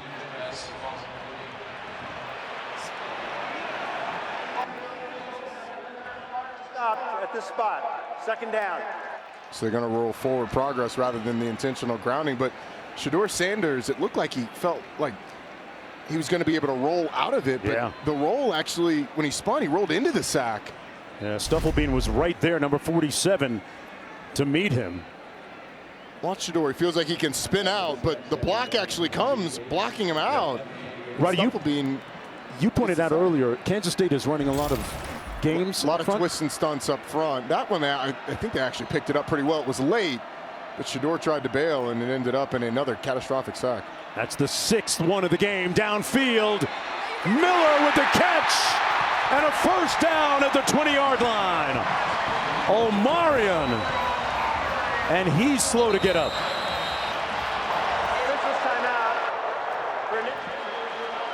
A 51-yard pickup, and his quarterback is the first one down there to check on him. And here comes coach as well. We have had a litany of injuries here in the second half on seemingly harmless plays, some of them. Well, good to see him get up at least. It's favoring that left leg, and there was a lot of turf that came up when the tackle was made. I think that leg might have gotten caught under him.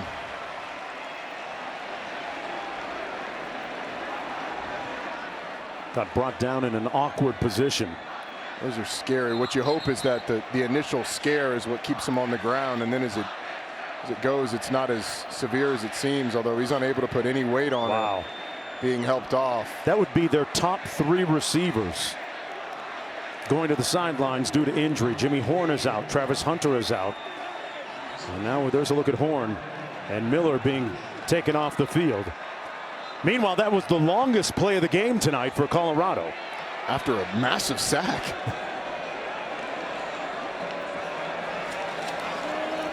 Sanders gets it out over the middle, overthrows him, and right into the arms of the safety for the interception. Payne brings it out to the 25. That ball just sailed on Sanders.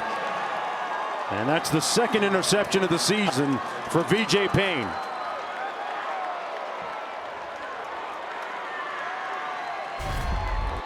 VJ Payne's in the middle of the field. He's just playing center field. He's got his eyes on Shedeur Sanders, who, because of the pressure at his feet, just overthrows this.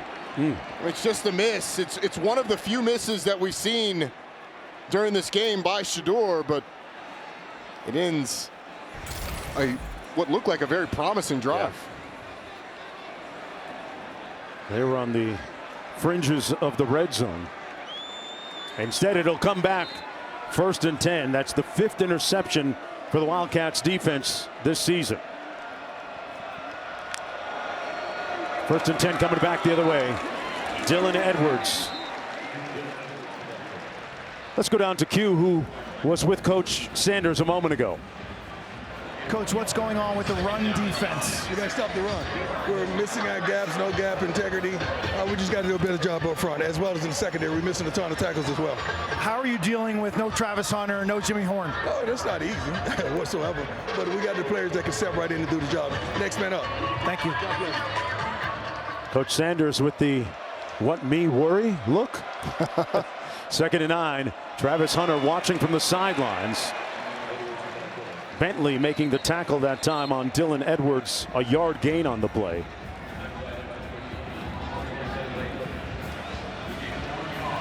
This defense has to stop Kansas State here.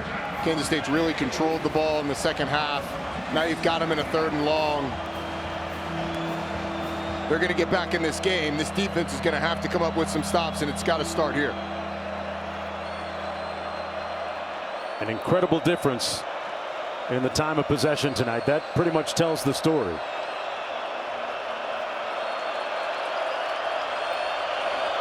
They go empty formation. Avery Johnson pulls to Giddens, met immediately at about the 32 by Silman Craig. That's short of the 1st down, so the Colorado defense will get off the field here and force the punt. The clock running, just under 12 minutes to play. And most importantly, they were excellent against the run on the first 2 plays of the drive to set up the 3rd and long, where Johnson throws it short to Giddens, and then you make a tackle. 3rd punt of the night for Wildcats punter.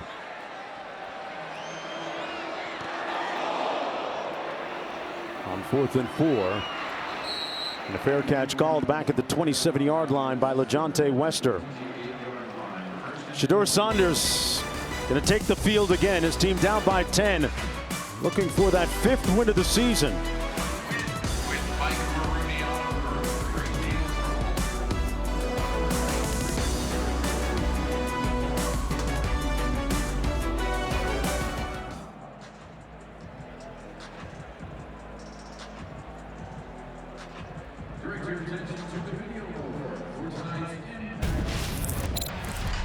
Now we honor those who serve, brought to you by Navy Federal Credit Union, a consensus All-American halfback for the Colorado Buffaloes and runner-up for the Heisman Trophy in 1937.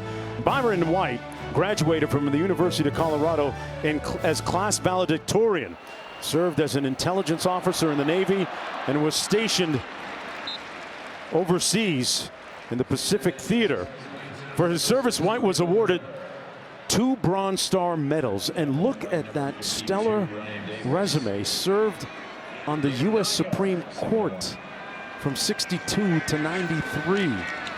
He has literally done it all, Q. If you wrote a movie about it, people wouldn't believe it. The son of a beef farmer, the epitome of a scholar athlete, not only the runner-up for the Heisman Trophy in 1937, played basketball. He hit 400, Roddy, for the baseball team. Punter, punt returner. World War II, his boat was attacked by a kamikaze late in the Pacific battle, and he put out the fire himself. That's why he was awarded the Bronze Stars. But went to Yale Law School, and then, as you said, served on the Supreme Court. Passed in Denver in 2002, and was a great advocate for desegregation of the public schools and affirmative action while in the Supreme Court. Yeah, he has an unrivaled list of accomplishments, Roddy, when you look at the big. We couldn't even fit Yale Law School on his resume there. Well, I didn't know Quint brought a scroll to read off his entire resume. Unbelievable, a life well lived. And any one of those things make you a Hall of Fame person, but all of them together make you one of the most special people to ever serve for this country. Facts. 2nd and 10. Shedeur Sanders looking to pull, dropping back.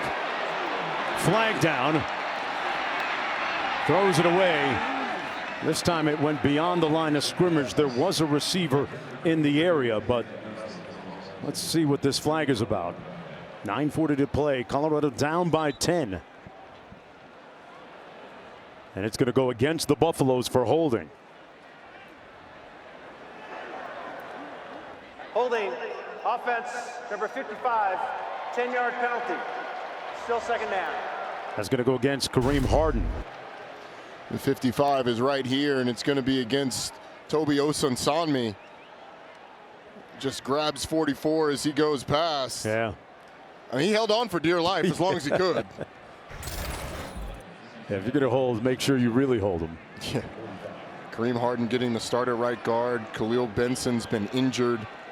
He's questionable coming into this game. So Harden got the start. Shedeur Sanders back to pass, under duress again. Steps up into the pocket, tucks it under, and gets down safely finally at the 42-yard line. And bounces back up quickly, setting up a third down after that 13-yard run. Under 9.5 minutes to play. The alarming thing is Osunsami was in the backfield almost immediately again. Another big third down, certainly 4-down territory for Colorado here. Miller and Shepard have been the primary targets in the absence of Horn and Hunter. Sanders has to get rid of it, does. Incomplete, but there's a flag in the vicinity of Will Shepard trying to make the catch, working against Keenan Garber.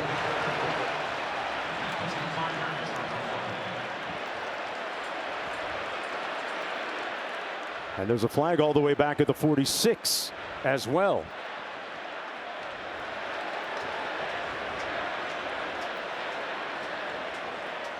It's going to be at least defensive pass interference, and the other flag is in the vicinity of holding. And there was pressure on Shedeur again. There are fouls on both teams. Holding offense, number 77. Pass interference defense, number 1. Those penalties offset. Still third down. So we'll do it again with 8:55 to go in the fourth.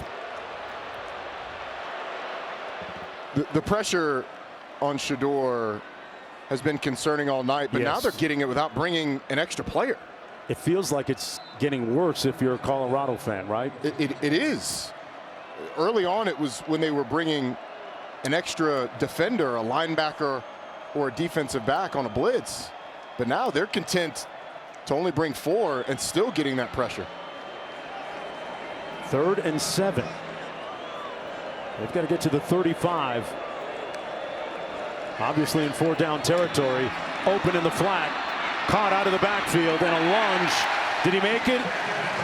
A gust of lunging, and they're going to say it's 4th down. They're going to mark it about 3 yards shy back at the 40, pardon me, the 37. Watch the left foot of Augusto. Yeah, he stepped out of bounds, didn't he? Yes, he did. Out of bounds right there prior to the lunge. It's a good call by our officiating crew. They've been on it today. I got to give this. We don't need credit. Bill for this one. No, we don't. Bill, we got this one. Bill Lamagna has been with us all night. 4th they down have and had 3. a great game tonight, though. Thanks for your help, Bill. Colorado on 4th down today, 1 of 1, but 3 of 9 for the season. And the Buffaloes are going to call one of their 2 remaining timeouts. The Brain Trust will strategize with a tipping point, a defining moment for the Buffaloes tonight on the other side of this.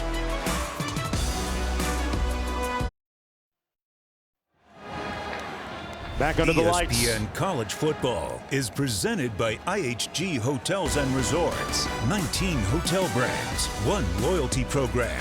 Download the app. And in part by Mercedes-Benz. Back under the lights here at Folsom Field. Elevation 5,280 feet. The expectations running as high as the elevation here for the Colorado Buffaloes, but right now down by 10, looking at a 4th down and 3. What are you thinking in terms of a play call here if you're the Buffaloes? Well, because of all the injuries, I think you're looking for one of 2 people. Will Shepard one-on-one to the top, or LaJohntay Wester second from the bottom, number 10 in the slot. They motion out of the backfield. Sanders with time, got it delivered, does, and finds his man, Wester, for the 1st down. They stay alive. A 14-yard pickup. Boy, you saw him go right through his entire progression there. Yeah, it's really good protection and a good movement in the pocket to eventually let Wester come free. On 1st and 10, clean pocket, a bullet, Inside the 10 to Miller this time. It's going to be 1st and goal, Buffaloes. And Sanders in hurry-up mode, a pickup of 17. When you get to the second half of these kinds of games, quarterbacks got to make big throws down the stretch. 2 of them from Shedeur Sanders on back-to-back plays. Hayden in the backfield.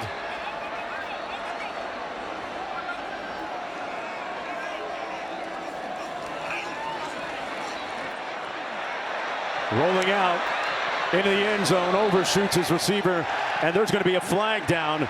This is going to be roughing the passer against the Wildcats. Purnell. Boy, and this was a team and is a team that usually doesn't beat itself with these types of penalties, Roddy. Personal foul, roughing the passer defense, number 32. Half Denson goal and an automatic 1st down.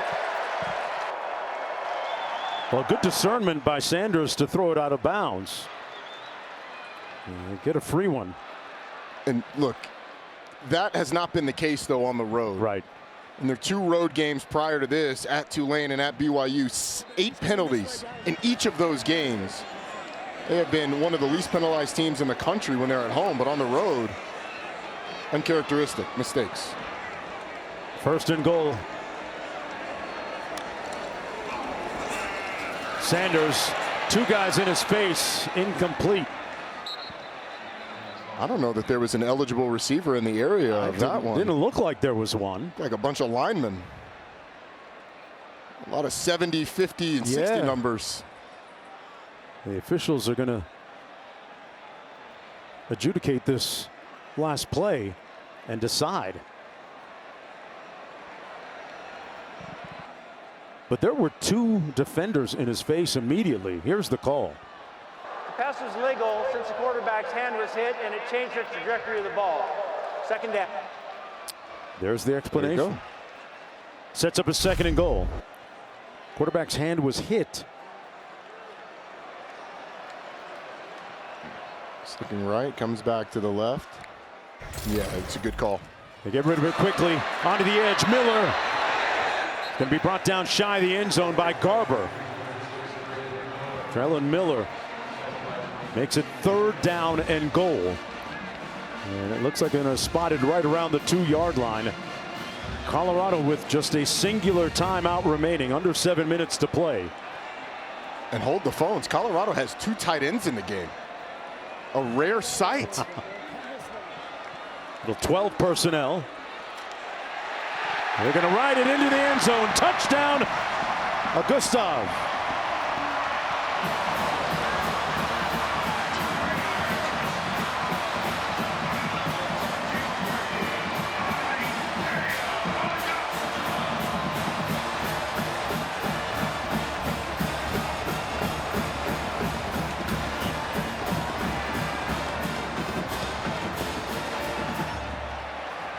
Gustav with his 1st rushing touchdown of the season, the 2nd of his career, capping a 72-yard drive.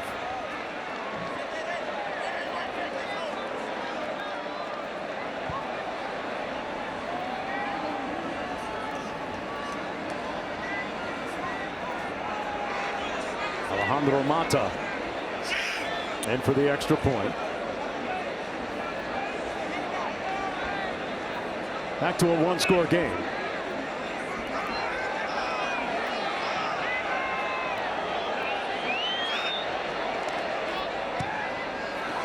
And it's a field goal deficit. The Wildcats up by 3. Sanders handed it off and then did a little work after that, Roddy. I just need a little bit extra behind you to get in the end zone. I see what you did there, behind you. Yeah. He knows that success is in front of him.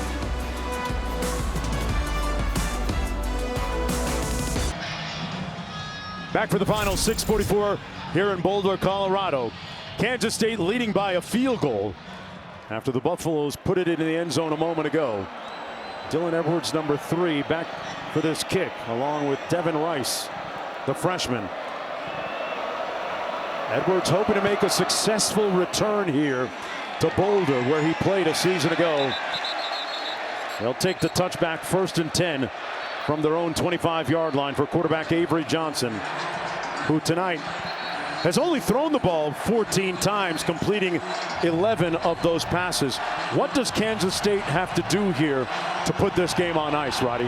Run the football. Okay. They've had 298 total yards. 179 of that has been on the ground. And last time out, it was Dylan Edwards on 1st and 2nd down. DJ Giddens didn't get the first 2 carries, and it was the only 3 and out for Kansas State. Edwards in once again in the backfield, but he's going to split out wide.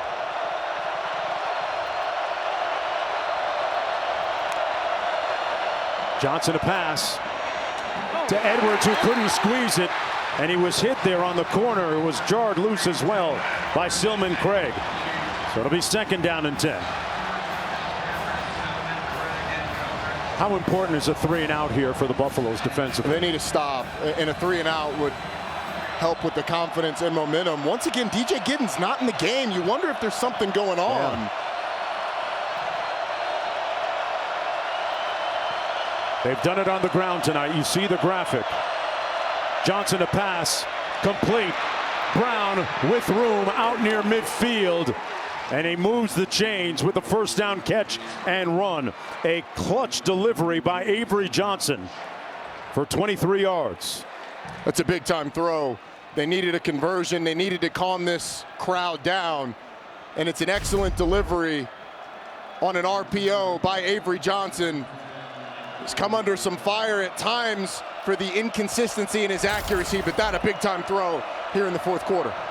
We talked about Giddens. He's back in the ball game in the backfield on 1st and 10. Gets the carry, looking for a crease, and picks up about 4, close to 5 yards. This a tipping point once again for the young quarterback Avery Johnson, the sophomore from Wichita, Kansas. His head coach, Kleiman, believes in him to the fullest, says he has that it factor. There's a reason that the torch was going to be passed to Avery Johnson from Will Howard this year. Not only the athletic skills, but also the fact that he's built for moments like these. They come out in an empty formation. Gets out of it in time, gets the ball out. Catch and run by the tight end Garrett Oakley, and another Wildcat 1st down, silencing the crowd here in Boulder.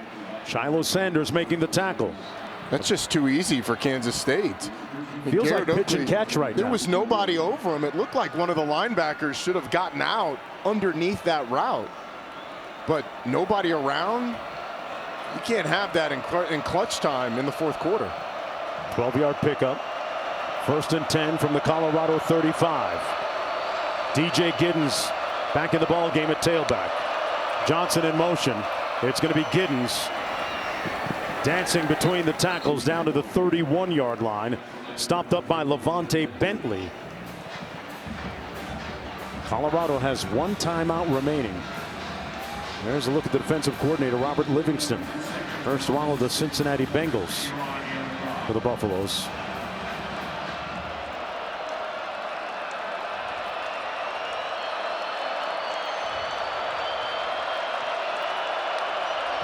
On 2nd and 6, pressure.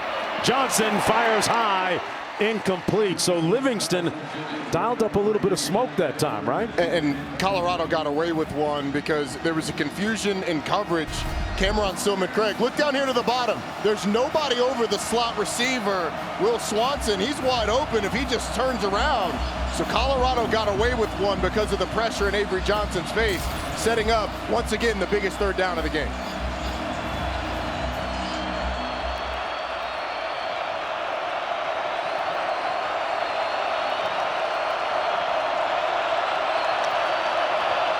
Pressure on Johnson, incomplete. So the Buffaloes will get off the field. Hill Green got a hand up and batted it down, but good pressure up front from B.J. Green. Number 35. B.J. Green just comes free off the edge. There's not enough blockers, and Nakai Hill Green gets a hand up. Kansas State leaving the offense on the field. I wonder if they're going to try and draw Colorado off sides, or will you actually run a play? Play clock running down. Below 10 already, it's 6. And the Wildcats are going to burn a timeout here, one of their 3 remaining ones. Timeout. Kansas State. Tennant's longest field goal comes from 48 this year. Career long is 51. Hey, coming up next on SportsCenter, showdown Saturday in the SEC. Bama survives against South Carolina while Texas rules Oklahoma. Plus, highlights of the battle for the Big Ten supremacy between Ohio State and Oregon. And the Guardians slammed their way past the Tigers ace. And a must-see grand slam that sent them to the ALCS. SportsCenter next. And on the ESPN app. It's past 1:30 a.m. in the East. This is why we call it the Big 12 after party. Because the only people that are watching are the people leaving the parties. Hopefully more people are catching this because we've got some drama here. Big play coming up. Avery Johnson still on the field. And the sellout crowd going to go to work.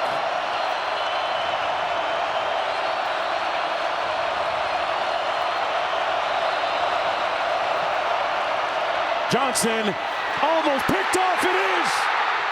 Jumped and picked off. Hood. Colton Hood stumbles and falls.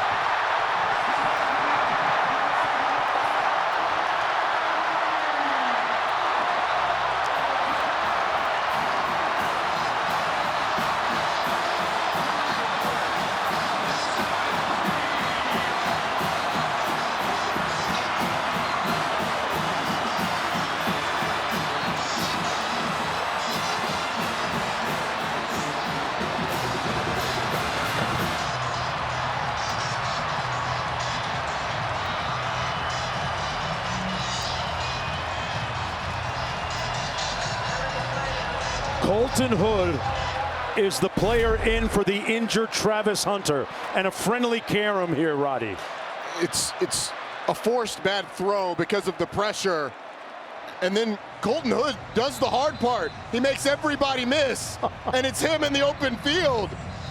Preston Hodges' foot may have gotten in the way, but the pressure by Robert Livingston, the fading by Avery Johnson, the tip, and Colton Hood is Johnny on the spot and almost takes it to the house. This Colorado team is used to playing frenetic finishes time and again, just like Stanford a season ago, just like Colorado State a season ago, just like Baylor this season, winning the game on a Hail Mary. 1st and 10, under 4 minutes to go.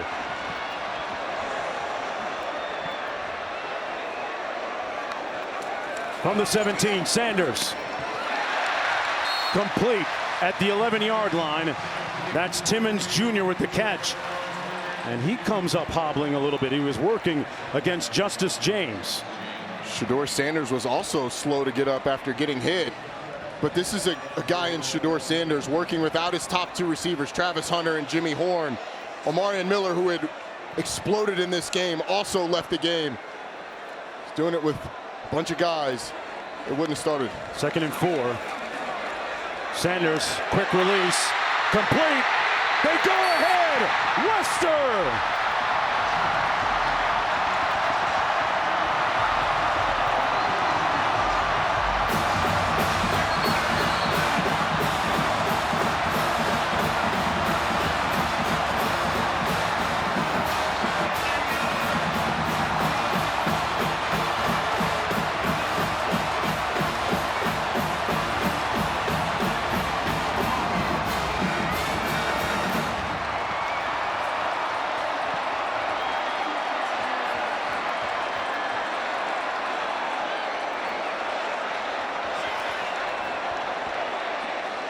Wester with his 2nd touchdown reception of the night. And Colorado once again trying to accomplish the implausible and the improbable comeback. 3:12 to go, and they lead by 4. It's man-to-man coverage, and the question has been, can you cover these players in man-to-man? It's a nice throw by Shedeur Sanders, putting it right between the 1 and the 0. And LaJohntay Wester does the rest against Daniel Cobbs, one of the reserve defensive backs in the game because of the injuries that they've suffered.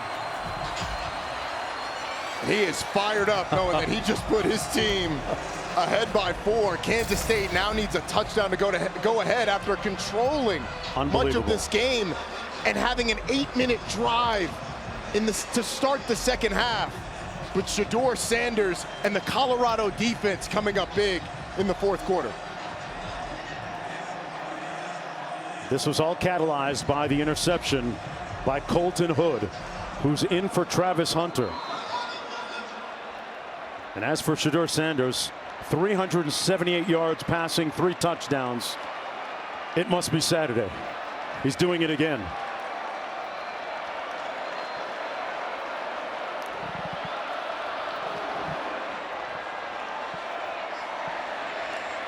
They're going to bring it out of the end zone.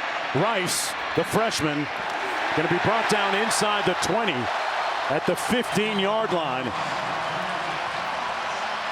Do the Buffaloes have another stop in them defensively? Herman Smith made that tackle. And there's a look at Robert Livingston, the former defensive backs coach of the NFL Cincinnati Bengals. His defense coming up big here. His defense allowed 177 yards rushing through the first 3 quarters. Here in the fourth, only 11 yards rushing allowed. They have come up big, and then obviously the interception that set up the game, the go-ahead touchdown. Giddens in the backfield. Avery Johnson with a play fake, one-on-one coverage. Incomplete at the 45. No flags on the play intended for Jace Brown. It'll be 2nd down and 10. Brown was working against DJ McKinney on the play. And now the question is, can Avery Johnson come up with the big-time clutch throws that Shedeur Sanders did? In the situations like these, you're going to need 2 or 3 big-time throws to drive your team downfield and score the go-ahead touchdown. Does Avery Johnson have it? Brown has been their go-to receiver tonight. They fake the jet sweep. Wide open out of the backfield. Giddens with tons of real estate. Shiloh Sanders helps run him down and pushes him out of bounds at about the 45-yard line. What a play fake that time by Avery Johnson. A 36-yard gain. It's just going to be a little rail route out of the backfield. 2 slants from the receivers. And Giddens wide open. No one takes him in that man-to-man coverage. And it's a massive gain for Kansas State. They're going to mark it back at the 50-yard line. Under 2.5 minutes to go. Giddens in the backfield. The play fake. One-on-one down the sidelines. Caught! Flag! Touchdown! Brown doing it for the Cats!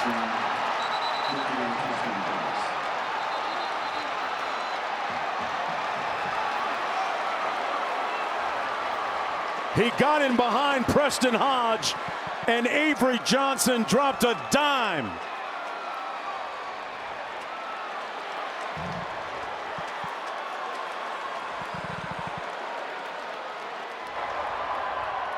Pass interference. Defense, number 24. That penalty is declined. Result of the play is a touchdown. Incredible poise and precision from quarterback Avery Johnson, delivering when it most counted there. That was one of those big-time throws, and it's incredible poise and precision from Jace Brown. Watch how he stacks the defensive back. He puts his back right in front of the chest, so all Preston Hodge can do is go through his back to try and get the football. It ends up in the pass interference, but more than that, it ends up in a catch and a touchdown. The extra point important here. It'll make it a field goal lead. And it's 31-28. Avery Johnson with a spectacular, brilliant answer in that throw to Brown with his 2nd touchdown catch of the night. With 2:14 to go in the ball game and 1 timeout remaining, Roddy, take me inside the thought process of Shedeur Sanders and Coach Shermer, his offensive coordinator. Well, I don't think the thought process of Shedeur Sanders changes much. Okay. He is built for these moments. He trains for these moments. And he has already shown that in these situations, he's clutch. He calls it Brady time. Yeah. It's time to go be Tom Brady. Well, you only need a field goal to tie. You don't want to be careless or greedy with the football. Well, when you have Tom Brady as one of your mentors, and when you can pick up the phone and text him and ask him about certain coverages, yeah, that's dealing with the best and getting the best kind of schooling if you're a quarterback.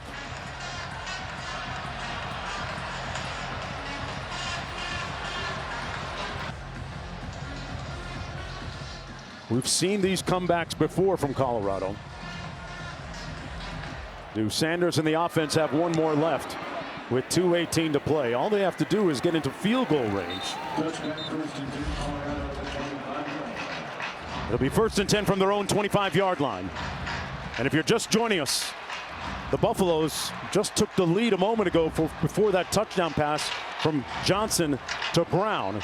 The Buffaloes are playing without Travis Hunter on offense and defense, playing without Jimmy Horn. They're one of their top receivers, playing without Omarion Miller.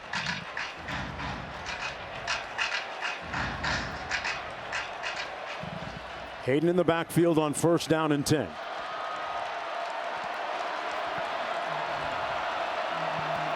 Sanders has leaned into Shepard and Wester to pass. His safety valve. Nice move on the edge by Hayden. And he picks up about 4 or 5. It'll be 2nd down and 6. And we're going to hit the 2-minute timeout. We can get 2nd down and about 6 to go. Great finish coming up. Stick back.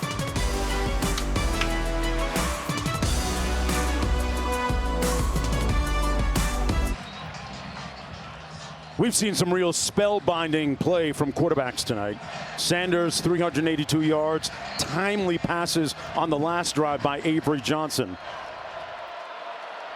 Shedeur Sanders has 382 yards passing, and he's going to need more if he's going to win this game. Looking at a 2nd and 6 here. They run another stunt up front. Is that caught? Is that caught? Incomplete. Miller couldn't come up with it, tried to sell it. We've seen a little bit of everything tonight. Yes, we have. He almost got there. Oh, yeah, it bounced clearly. Got the hand on it, but the pressure on Shedeur is what caused that. He had to throw it off platform a little bit because he had pressure in his face. Looking at 3rd and 6. 2 receivers into the boundary.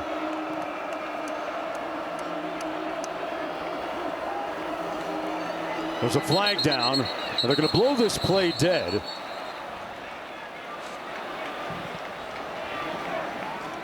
The flag was right on time. The whistle to blow it dead seemed a little late. Prior to the snap, false start. Offense, number 54, 5-yard penalty. Still 3rd down. Going to go against Phillip Houston. Can't afford those penalties at this time. There he is. Yeah, just barely. It wasn't by much, but it was premature. 3rd and 11 as a result. Sanders comes underneath, complete at the 30-yard line. Hayden makes the catch.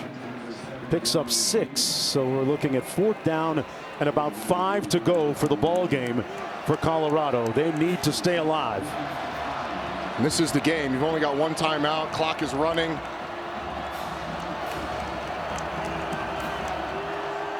We got to get to the 35. Pressure off the edge. Sanders downfield. Incomplete. No flag on the play intended for Shepard. Garber was there. And Kansas State will take over on downs.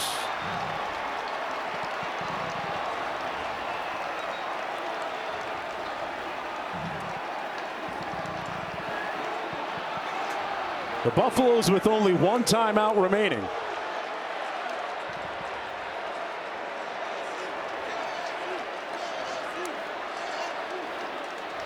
They'll have it at the Buffaloes' 30-yard line. As that pass went over Shepard's head, and the ball appeared to be uncatchable. The ball was thrown out of bounds. Yep. And so I don't know if that's the reason the flag wasn't called. It wasn't an obvious PI, pass interference to me. I thought Shedeur Sanders got a little greedy on that 4th down. It's a low percentage throw down the field, and then the throw wasn't executed well. Let's take one more look at the tail end of that play. Kansas State on the verge of their 5th win of the season. Timeout, Colorado.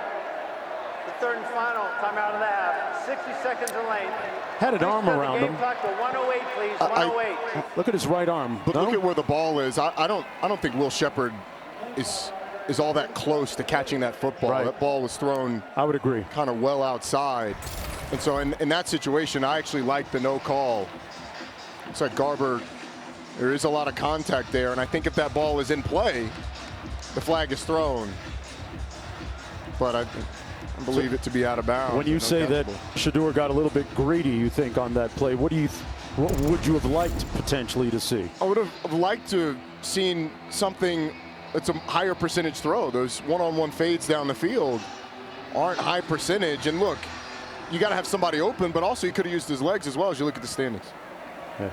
Colorado will fall to 2-1. And Kansas State improved to 2-1. And you know, if you're Kansas State, you look at the stats against that BYU team that they lost to, the stats would tell you a different story, but they had untimely mistakes that really cost them that game. Not to take anything away from the Cougars.